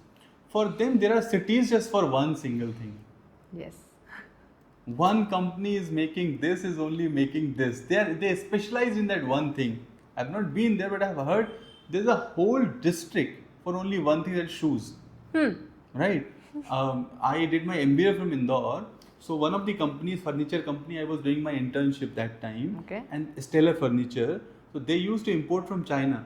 So they used to say, as big as my city, when we go to buy, there's a city that only sells furniture. So they are all about economies of scale and throwing big. And solving problems that don't exist. And China brings this interesting story back from my past. When we were building the jewelry brand, right, we used to look at packaging materials, and 99% of the wholesalers or the wholesale material that we were getting for the packaging was coming from China.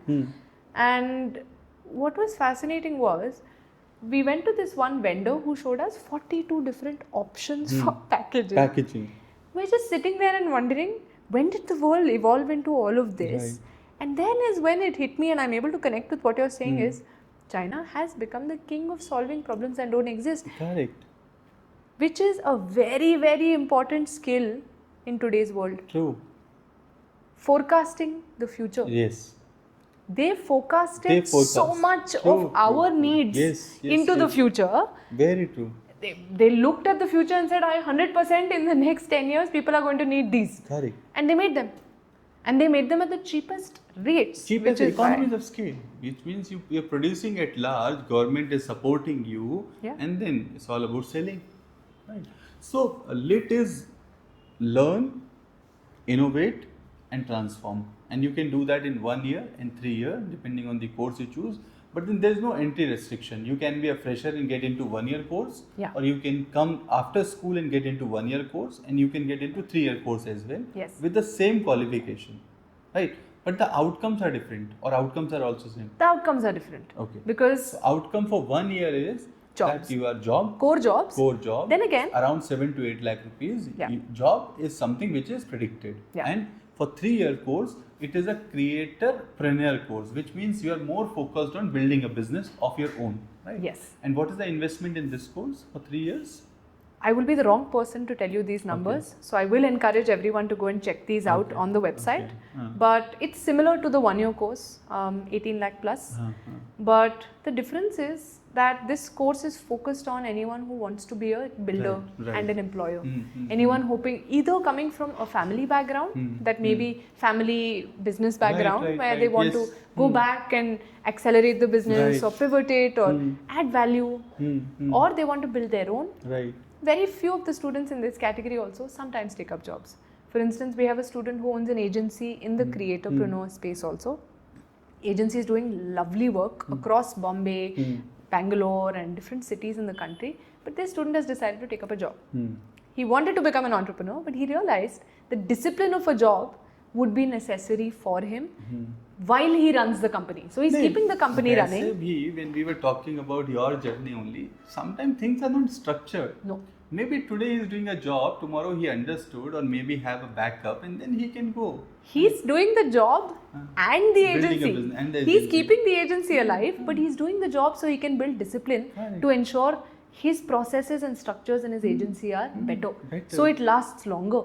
And also maybe a financial backup on which he can sustain the business. Because not everyone has that kind of ability to sustain in hardships. And today's market is finally open to this. My time to even tell my jobs back then, I have a company, I was scared. I never used to reveal it also. It came later. Seriously, back then, if I had to say, forget company, if I had to say, oh, I'm also doing a few modeling gigs and, acting stuff on the side just to earn the additional money, that would be a problem. The market has opened up today. Today, in fact, businesses are okay to hire founder of their own business, maybe to integrate business practices. If not that, then to integrate. Also, I have seen a lot of companies are open to hire failed founders. That okay, you have not survived, but you know how to build a business. Build for me. Yes. Those are not called failed. Because then also we are in a world that celebrates failure now, right? Finally celebrates failure. Yes. That's absolutely the world we're in. True. And talking about these two programs, there's another thing that we realized we needed to solve for the market and solve for the student. Because I don't think there's any university in the country right now that assures placement support for life. That is one thing LIT is doing. For life? Yes. No, I mean after college you'll give placement, but what is for life? For life. So what we're actually saying is, and this is a policy our founders believe in. I still find it tricky to trust it. As a head of programs, I look and I say, okay, how can we create that frequency of jobs even for passed out students? No, for life I'll say, I mean, of course, there would be a reason behind it. There is. But again, what happens is that eventually in my career, I moved to a place wherein maybe my problems cannot be solved by an institute. 100%. Right. So that is 100%. where it's little tricky. Maybe you should contemplate upon that. That's a very fair point and a very fair nudge also to think about it. But what this lifetime placement support means at LIT is, the ecosystem is going to become an active job space. Very soon we're going to have a system where we know you will have the entire ecosystem, and we will also, let's face it, can be consumed in that ecosystem. We are already market relevant in the sense whoever comes into campus teaches while they work in a company. So these people come with live experience. Sometimes they bring their own jobs with them. Then our students who go out into the ecosystem bring back jobs. So what we are hoping to do is to create a network of opportunities that even once a student has passed out. Of course, we're not saying anyone can access this. We are saying you should have some basic, like, a 70% attendance. You should have performed a certain percentage in class. All of that given, you can come back and access a job from the LIT portal whenever you want, or even take support from the placement team to position yourself better whenever you want. That is something LIT is hoping to create. Now imagine I fall sick, or I become a mother and I take 5 years off. Then I come back into the market and I'm not able to find opportunities the way I'd like to. That is the time we want to be present for the student. Got it. And provided that student had done the basic they needed to do to qualify for this, then LIT will not stand away. We will want to be there. We will want to ensure you're still a relevant member of the market and you can access that. I think that was a guarantee that was exciting for a lot of parents this year. That, I mean, my personal witnessing told me that parents were a little shocked or taken aback, saying, "Ye bhi hota hai." And between core entrepreneurship, where we allow students to incubate on campus, and core like market entry, creating a path into the market as a job seeker, these are the two functions. And the 3-year programs come with a degree also. So students doing that program can also apply for a master's using that degree. So the job of making people really ready for the market and placing them in the market with that readiness is what we are hoping to do. And mostly the reason we are doing it any differently from the existing MESA and Masters Union is because of the subject matter. The orange economy, you heard how the budget, I know it very well. Now the budget, Indian budget has space for and the total value for something called the orange economy or creative economy. That was only possible, we already talked about it, because of COVID and Jio. The fact that we all have internet, we all can rely on the internet, and the internet has become the most important stakeholder when it comes to building businesses. One more thing I'll add here is the freedom to use. Yes. So, use unlimitedly. Unlimited, hai na? And freedom to use it creatively. Yes, unlimitedly so there's no and restriction creatively. on usage, which make things happen. Right? And so cycles are, make things happen in such a way that the cycles are now, set in stone. That there is a formula for you and I to get famous on the internet now. Even though it has only been 5 years or 6 years since this internet has become a standard in our lives. LinkedIn and Instagram, there are fixed formulas by which your business and my business can find 1 lakh plus customers. There's a template. And that template is accessible to all of us. That democratization, very true. Though it seems unreal, and a lot of traditional people or traditionalists are not necessarily adopting technology so fast. Still prefer to run their businesses in brick and mortar systems. they will fall behind. Right. Because this system is very quickly overtaking Right. on-ground presence also. People are more and more accessible on a phone than they are on ground. So to get their attention on a phone is what essentially the creator economy or the creative economy is all about. Right. The core skill in that economy is going to be grabbing attention creatively.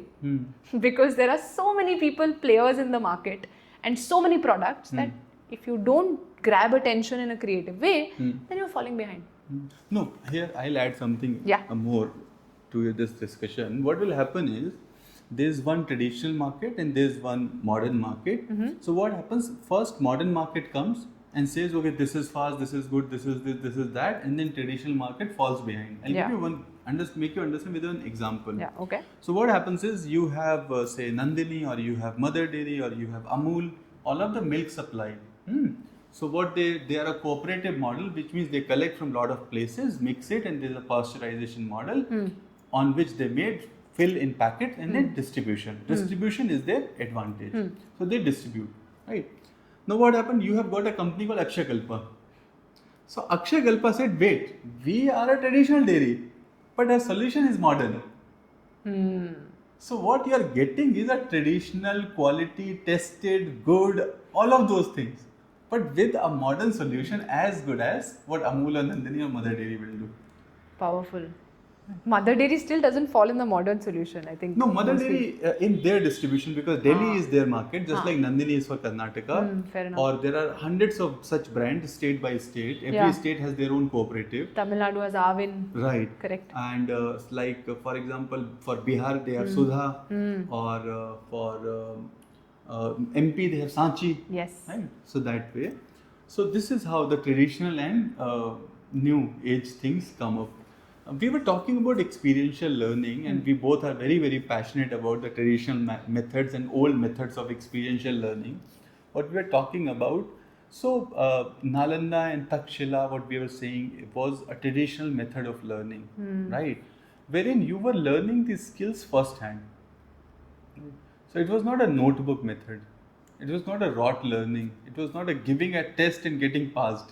It was actually learning the real thing, use it practically, and then build something in your life out of that experience, right? The concept of guru began there, in those institutions. Or when I read about Takshashila and Nalanda and what life was like back then, is when I find out that the concept of a guru was brought to life then. That apparently it was like a city, Nalanda and Takshashila. Correct. And Nalanda is still the seat of more Buddhist education. Like when Ashoka, I think, adopted Buddhism, happened after the battle and after after the and then he went to Nalanda and he said, I think more peace is essential.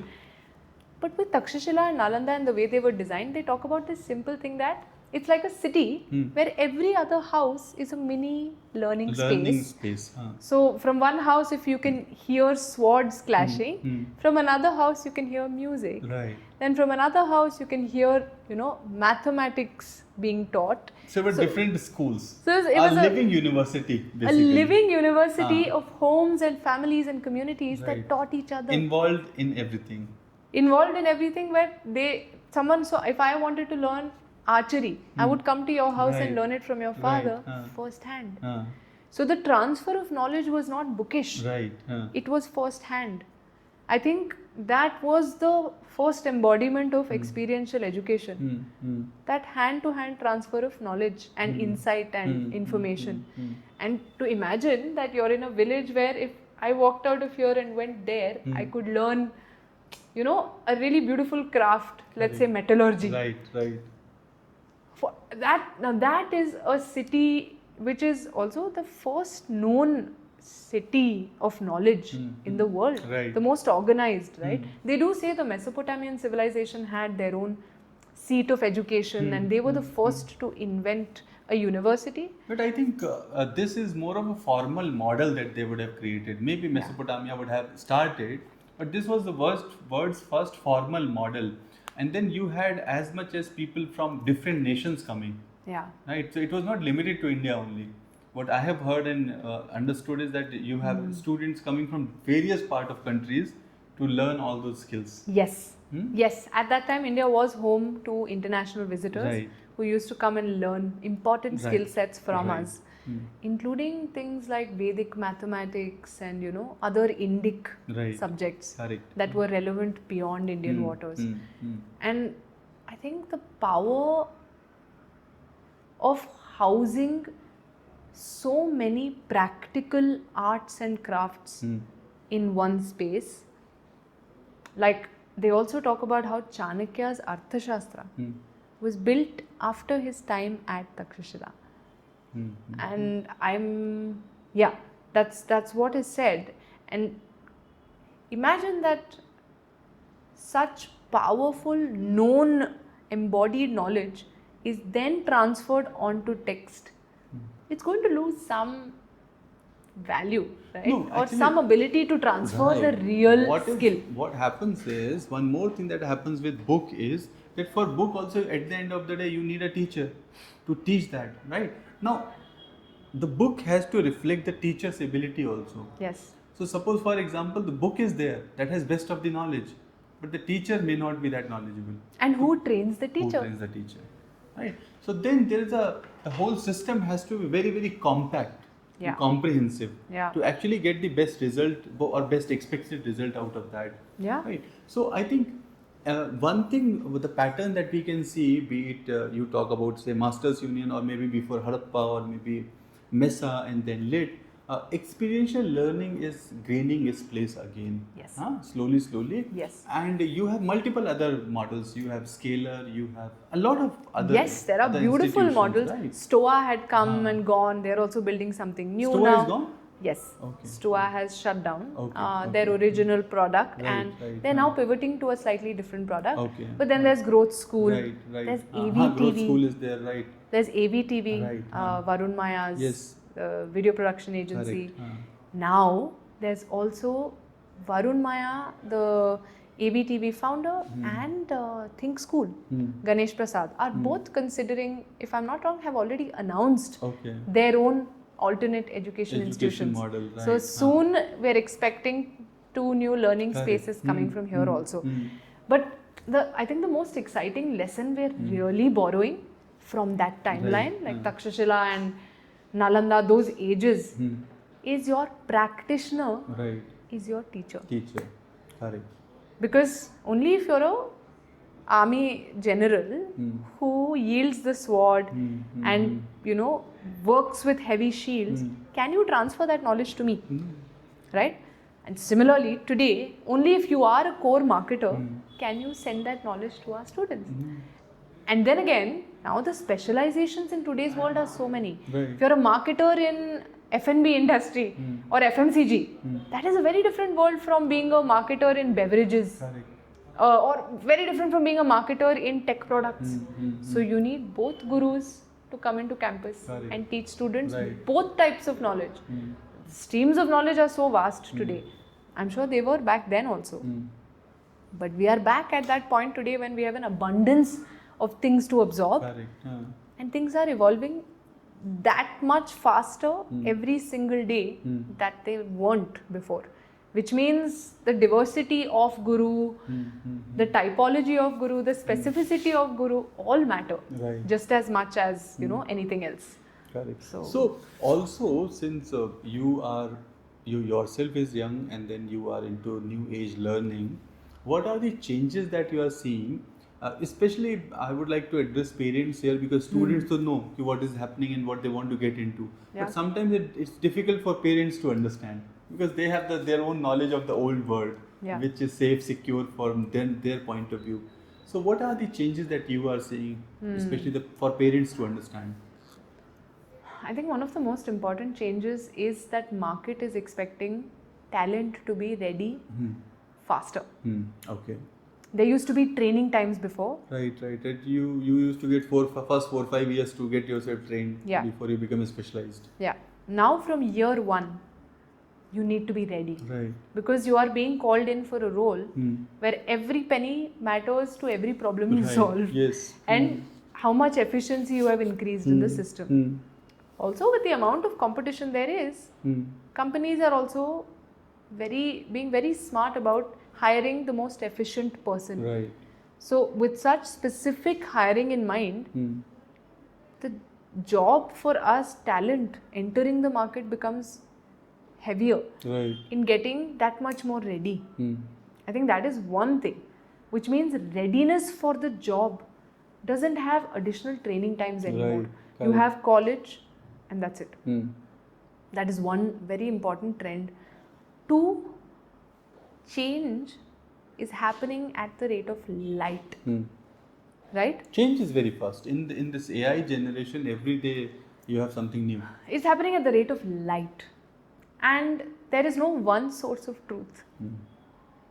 Multiple We used to have government ka radio, फिर newspaper, and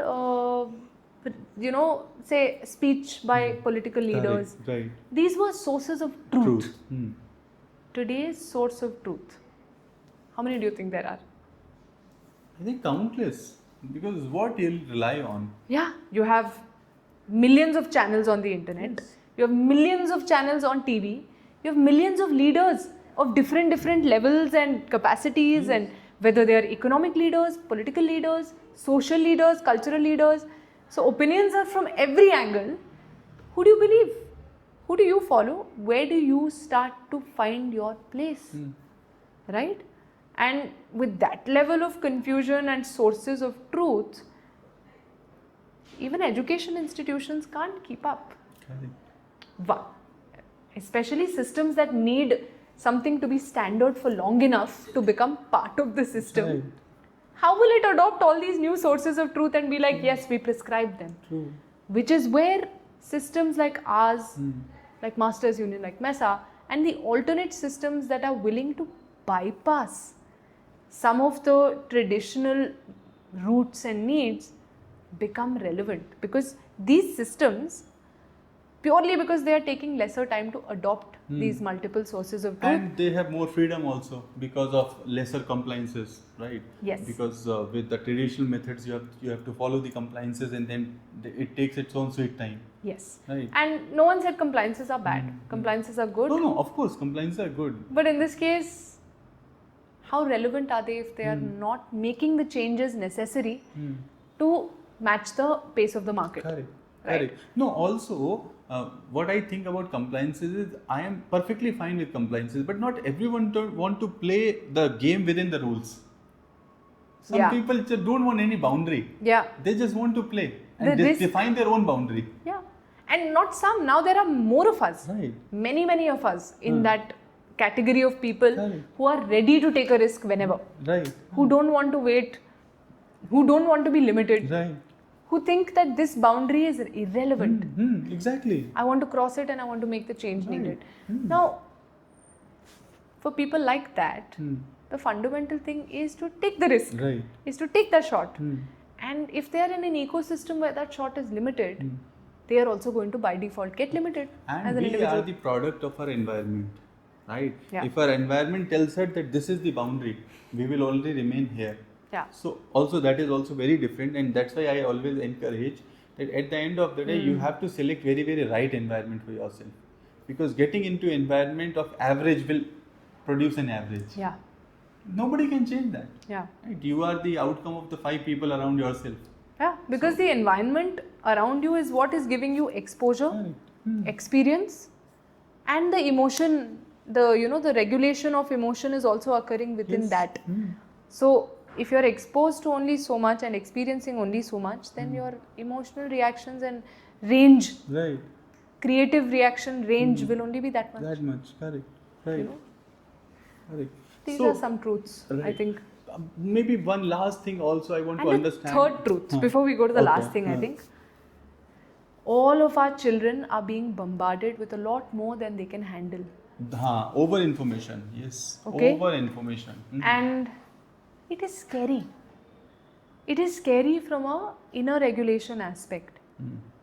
Because parents are also going through the same overburdening and they're also not receiving any support when it comes to regulation.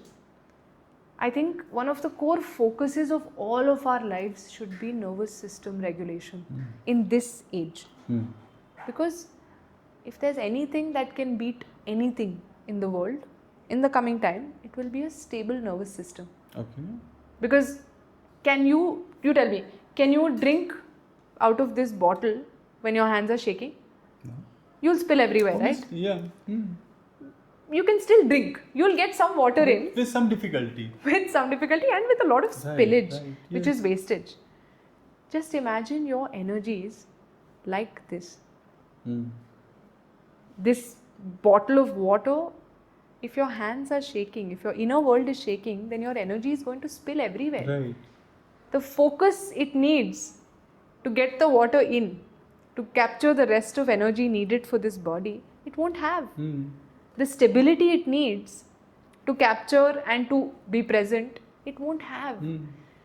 The job we have to do as parents, teachers, institutions is this. Get our students more emotionally regulated and more nervous system ready for the world. Right.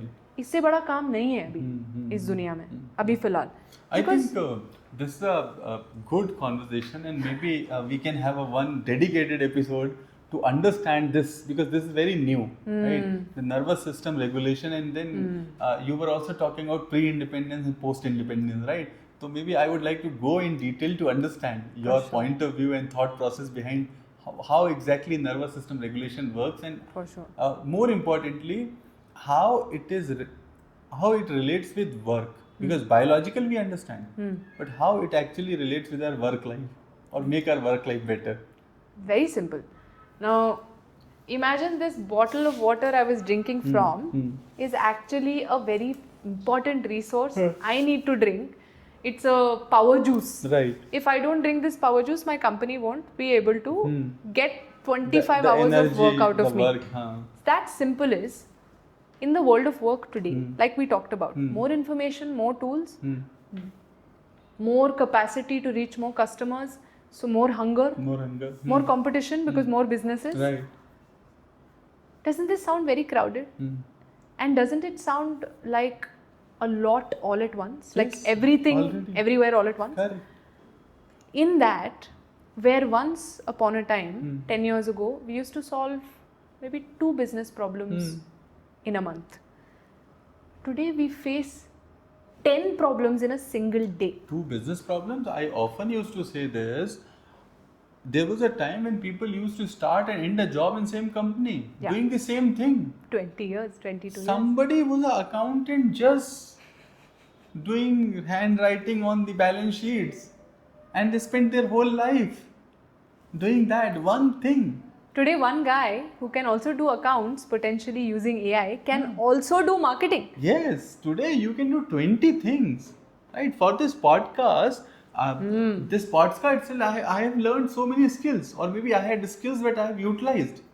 And there's a plethora of skills that you can build, and you use the word skill stacking. Yes, stacking of skills. Right. So today we are in that stacking of skills that you build one over another. You know what's interesting? In Takshashila, 8 years was the talim. Matlab, 8 years was the time it took for anyone to graduate out of the university. Okay. 8 years. Period of education was 8 years. Imagine today you and I have to spend 8 years studying. By the time we come out into the market, what we studied would have not been relevant. Correct. Right? Yes. Also, in the 8 years we would have spent there, we would have needed to earn money while spending time there. It was a slow and predictable world. Now it's different. No, that's unpredictable. So in this unpredictable world, first of all, tomorrow you walk into the office, you don't know if tech is going to crash, your team is going to be sick, or the office space is going to come up with new issues, or if there's now the scale of customers and the scale of expansion, let's say 10 customer grievances come up. Correct, yes. So let's also agree, more number of problems today because more stimuli. Right. More tools, more capacity. Now, more number of problems doesn't necessarily mean we're ready to deal with them. True. We have just built things that are constantly throwing back errors and challenges at us because those things are not fully built.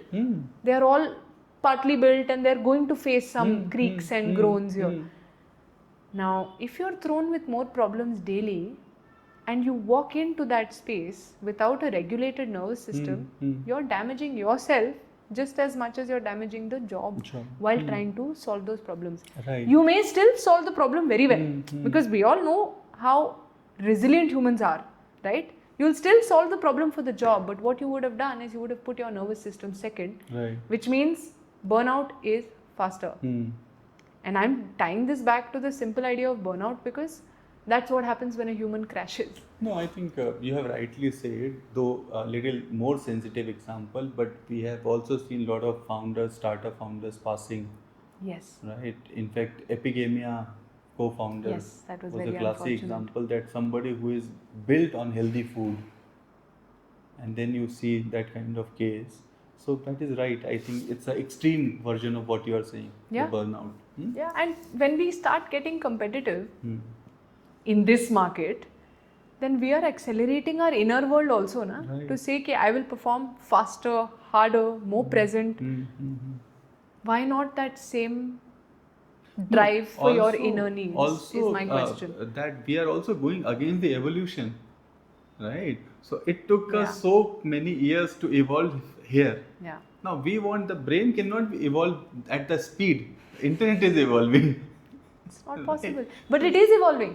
Surprisingly, it is. We are Absolutely. keeping up. We invented it and we are keeping up. But you know what's suffering in the process? Our health. Right. Yes. Lifespans are becoming shorter and shorter. True. Though, of course, we have figured out enough tech to enhance and expand and, solve a lot of human mortality issues. But the quality of our lives are starting to suffer. So this is where I'll agree that lifespan will not go reduced because now we have sufficient tech and medicines Yes. and the technology have evolved enough to sustain anyone. But then quality is something we can always And lifespan of a peaceful life.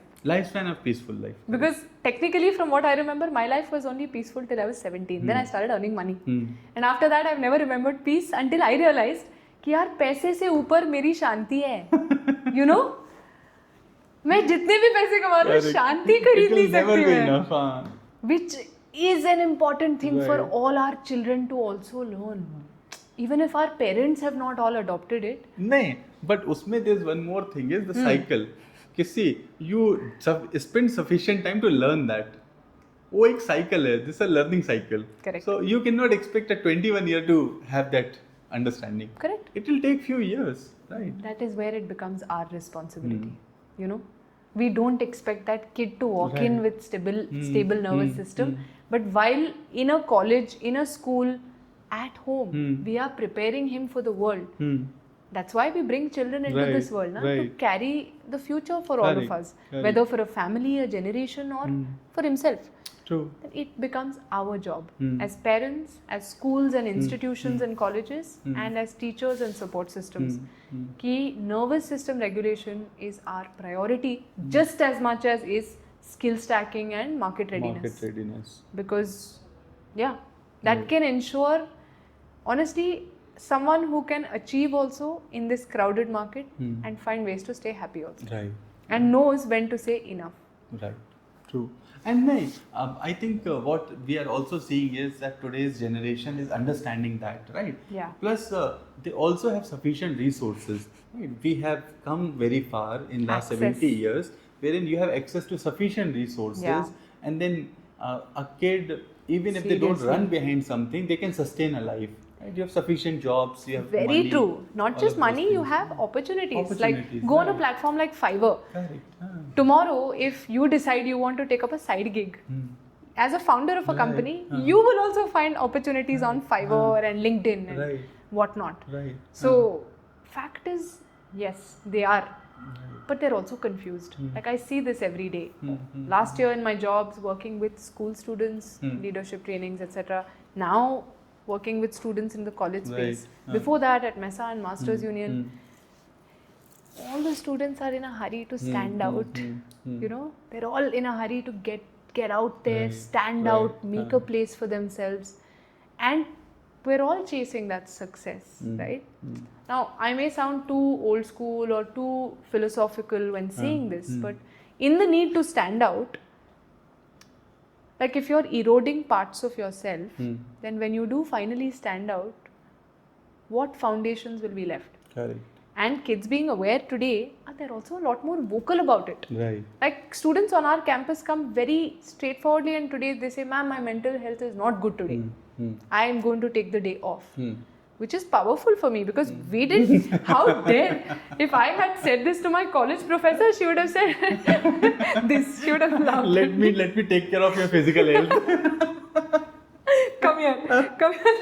That's how they used to talk to us, right? Exactly. So today I actually feel grateful and proud.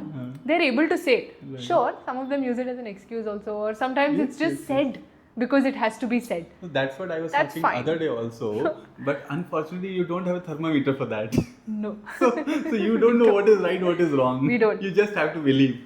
Very interesting that you said thermometer nahi hai uske liye. But hai na, we can observe. It's observable when something is wrong. करने में time लगता है. Yeah. I'm saying that thermometer is an instant thing. That 100%. I have fever, I can put in my mouth and say कि अरे यार सही है गलत है. Fever hai. Yeah, there is no mercury to measure this. Exactly. There's no immediate mercury, Right. which is why it's even more scary. And Also what happens since you're dealing with suppose young kids, okay?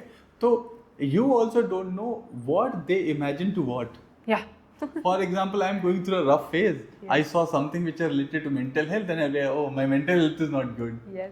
So that is also the case. Yes. So It's a I need something to attribute. correct. So sometimes it can be imaginary scenario also, Yeah. which you may never know about. So coming to the end, there are 2-3 things which I would be interested to know. One is tell us about the mistakes that you made so that others don't have to. Especially in your career. Very, very good point. If you start a degree, definitely complete it. If you start a degree, don't leave it empty and run away. No, but what if in between degree you find that this was never your thing? Still, Okay. try to complete it. Okay. You know? Finish. because- मतलब जो start किया है तो at least Yeah, finish it. हाँ. credibility matters. Right. People trust when you complete things you Right, start. right. Irrespective of whether that's a degree, a business, a Irrespective book. of the quality also, the outcome. ठीक है. Yeah. अभी second division, Yeah. no division से second division Second is division better है, Right. 100%. I agree. That's my story with my masters. Right. I did the masters, bachelor's masters. I was an outstanding Okay. student, doing things outside college. Okay. Never believed in the college. Right. Always came back, paid money, and wrote the exams. Finished Last it. semester, in the last semester of my masters, after doing this, ma'am, I beg you, sorry, ma'am, I was doing internship, I was doing this modeling, I went and gave TEDx. I came back in my final semester of masters. I had actually given my first TEDx as a 21-year-old. My college said, "Thu, what is this? Look at your attendance." Paid 2 lakh rupees. The moment they said paid 2 lakh rupees, I was like, huh? Where will I get this money from? Why do you deserve this money? You didn't do anything for me. I left. I didn't write the exams. I didn't even submit for that. I just left. I Okay. got a job in Poster Gully. Right. And I left. I went straight to Delhi and worked my ass off for the next 10 years. 3 years later, this came back to bite me. When, you know, in some job verification, I had declared I have not finished my master, but I have done it. I didn't write the exams. Right. They did the KPMG verification and it came back that she had not completed her masters. But my email declaration was there in the system and they didn't get it. So they fired me anyways. Oh, okay. And they were just like, you lied. I said, no, but I've written you an email. Right. And I was so irritated because I was like, this is a dream job. I wanted to be in this job, you know, because of this silly decision of just leaving. And I was, you know what's funny? Very I was important. going back that year anyway because principal had changed. Okay. My college. Now he's changed. I can go and write the exam. I don't have to pay 2 lakhs, 100 rupees per paper I can pay and give it. That's what I was anyway doing. Okay. But universe has a funny way of teaching you lessons. So they fired me before only. Even after I explained saying मैंने declare किया है email में. Didn't matter. Oh. You know? And that confusion that was caused was for me a note कि यार शुरू किया ना खत्म कर लेना चाहिए था. Very, very important lesson. Whatever you start, try to finish it. No matter what it is. I think that is a failure I learned from. 2, don't let lack of money stop you from doing something. Okay. Nice. Because naval officer's daughter lost her father at 17, Mom struggled. She did a powerful job, God bless her and us, of bringing us till here. But those years, when I was 17 to 25, I was hungry to build something. And I built 2 businesses also.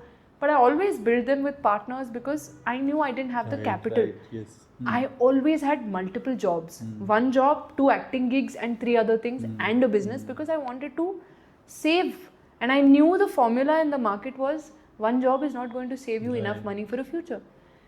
But with all that also, I let lack of money or the thought of where will money come from prevent me from really pushing the businesses. Today, the business that I quit and came back out of, my partner is still running it. Shop Ziddhi is doing crores in business. Wow. Which is great. I'm proud of her. But she kept that faith.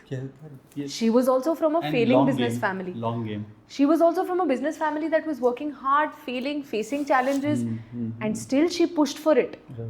Have that guts. Don't think money will limit you. If you can convince someone that to believe in your idea, then money will come. Right.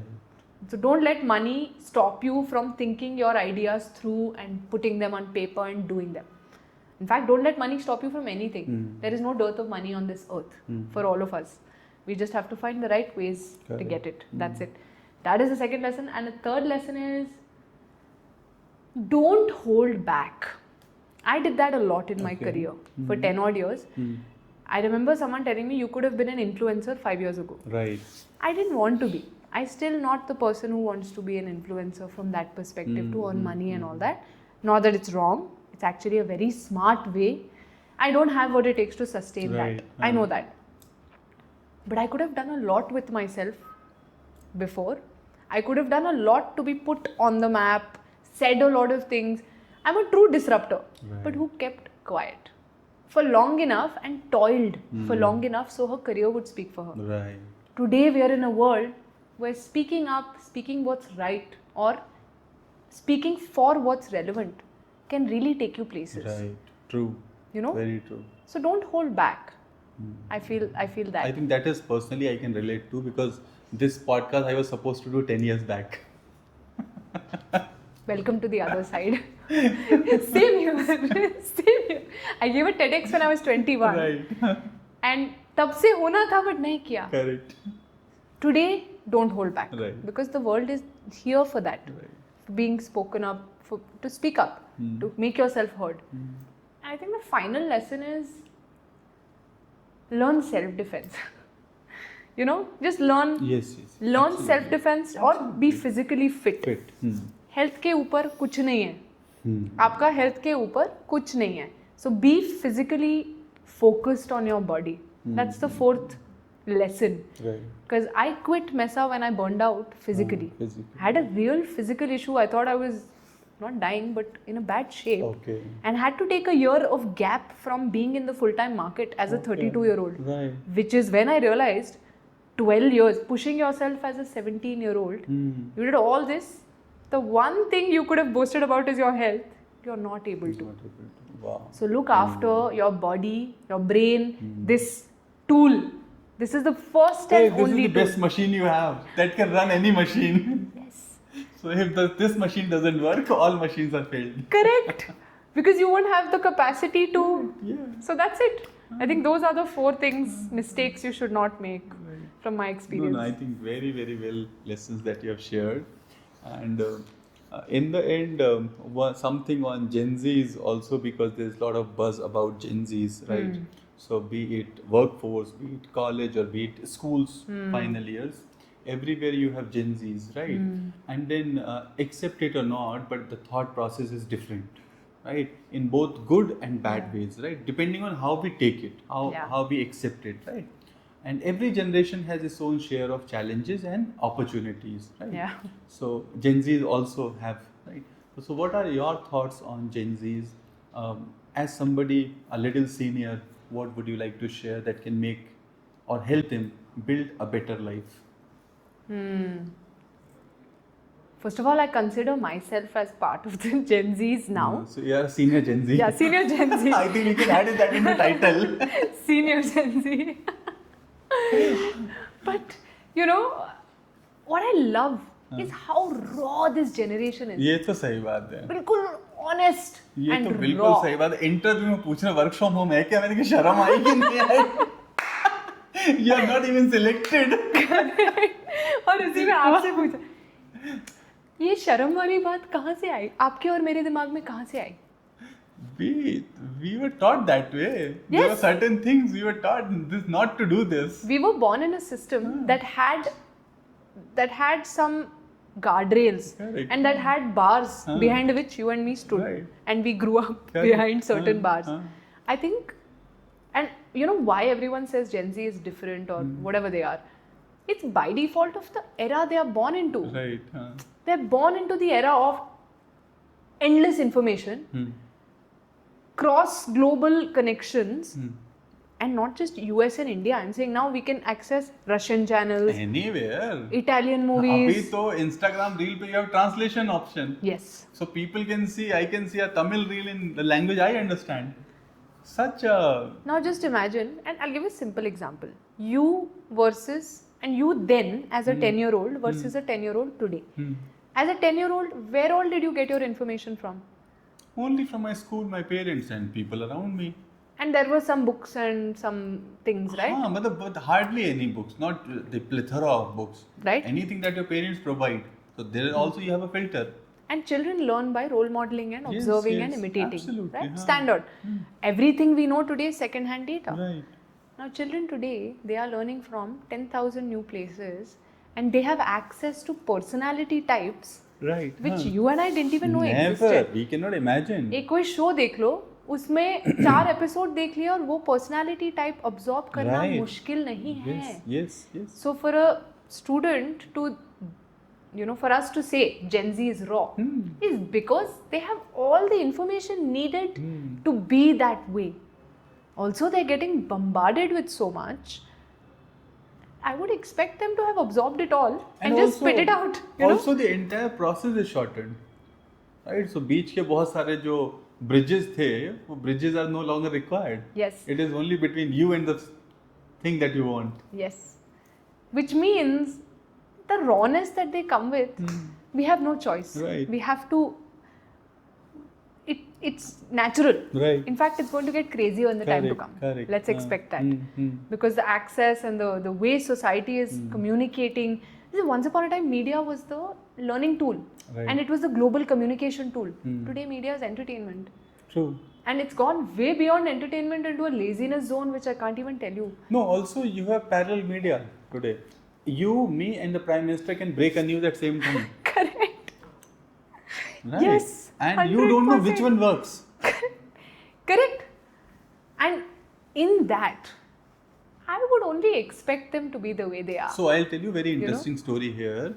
What happened when Twitter was, I forgot the founder name. Who was the founder? Good Elon Musk threw him out. The person who got kicked out and made X. Right, correct. So when Twitter started, they were all, anyways, an information sharing platform. Until what happened that there was a ship crash happened in US. Okay. There was some accident. Okay. And one passerby immediately took a picture and broke on Twitter. So before the government, before the authorities, before anyone could get what happened, you had the news on Twitter. And this person picked it and immediately flipped Twitter into the first news breaking platform. Right. So that's how Twitter was evolved.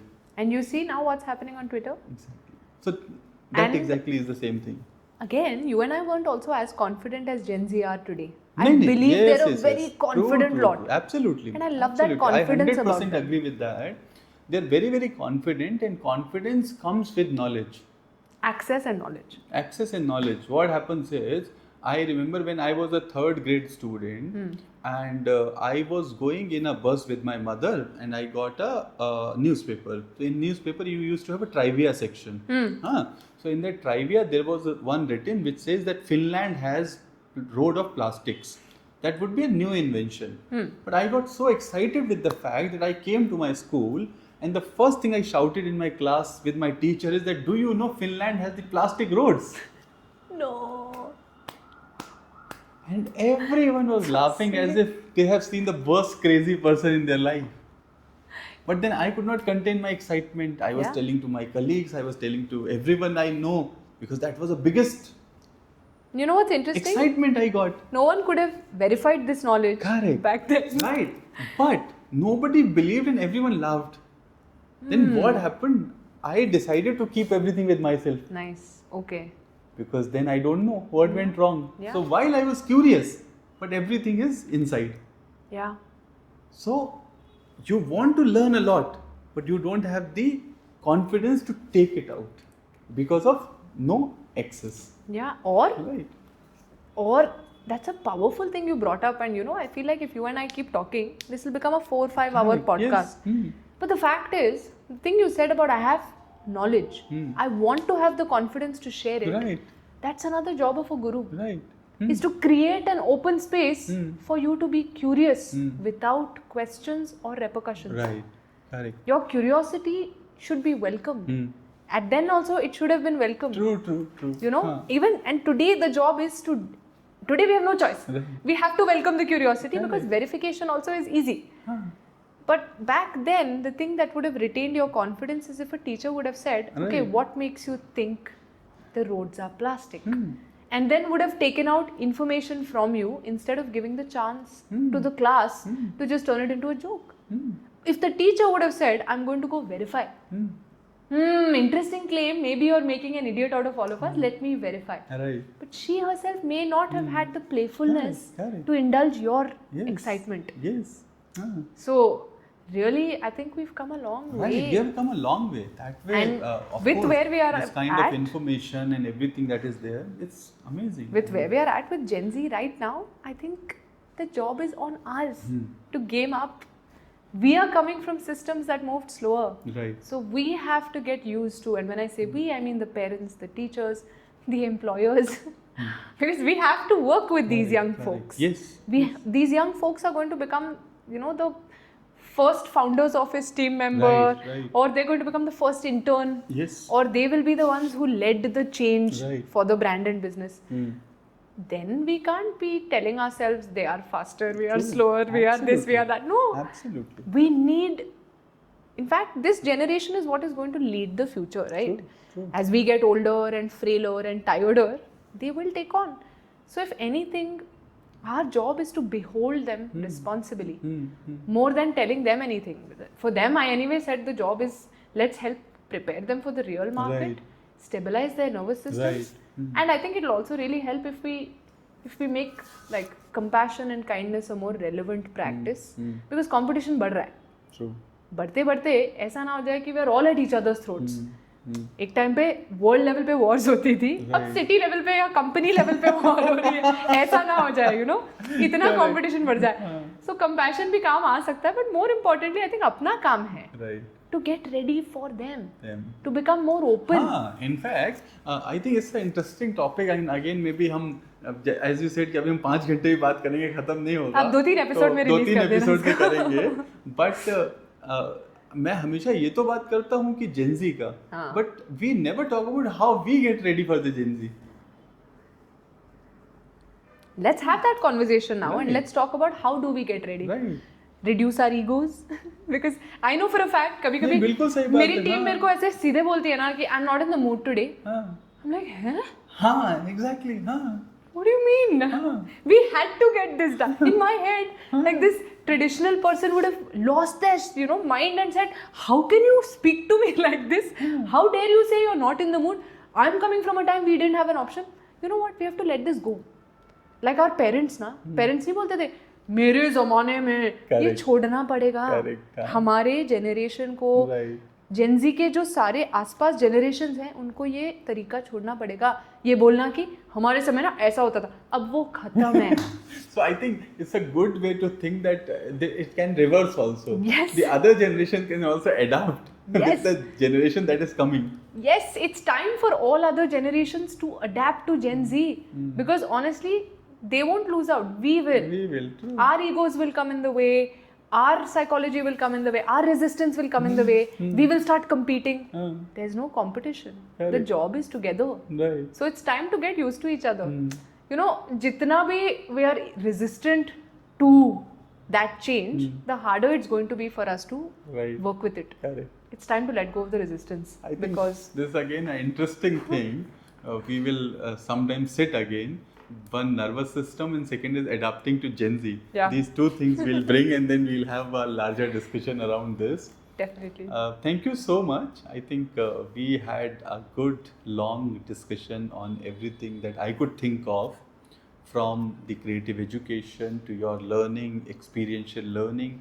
Though I think this is not sufficient. We need to do really a lot of discussion on experiential learning and reach out to a lot of parents. Yeah. Because as we were saying, हमारे ज़माने के उनका भी तो thought वही है ना. Yeah. They are also thinking from their ज़माना. Yeah. Right? And I feel immense compassion for what all of us are going through right now. Correct. Because it's a very unconcerting time Right. of endless change. Right. And non-stop change. It's like God is sitting and playing carom every second. correct. Every second में एक नया carom देख रहे हैं और हम लोग सारे यहाँ wait करके अब क्या होने वाला है, अब क्या होने वाला है, you know.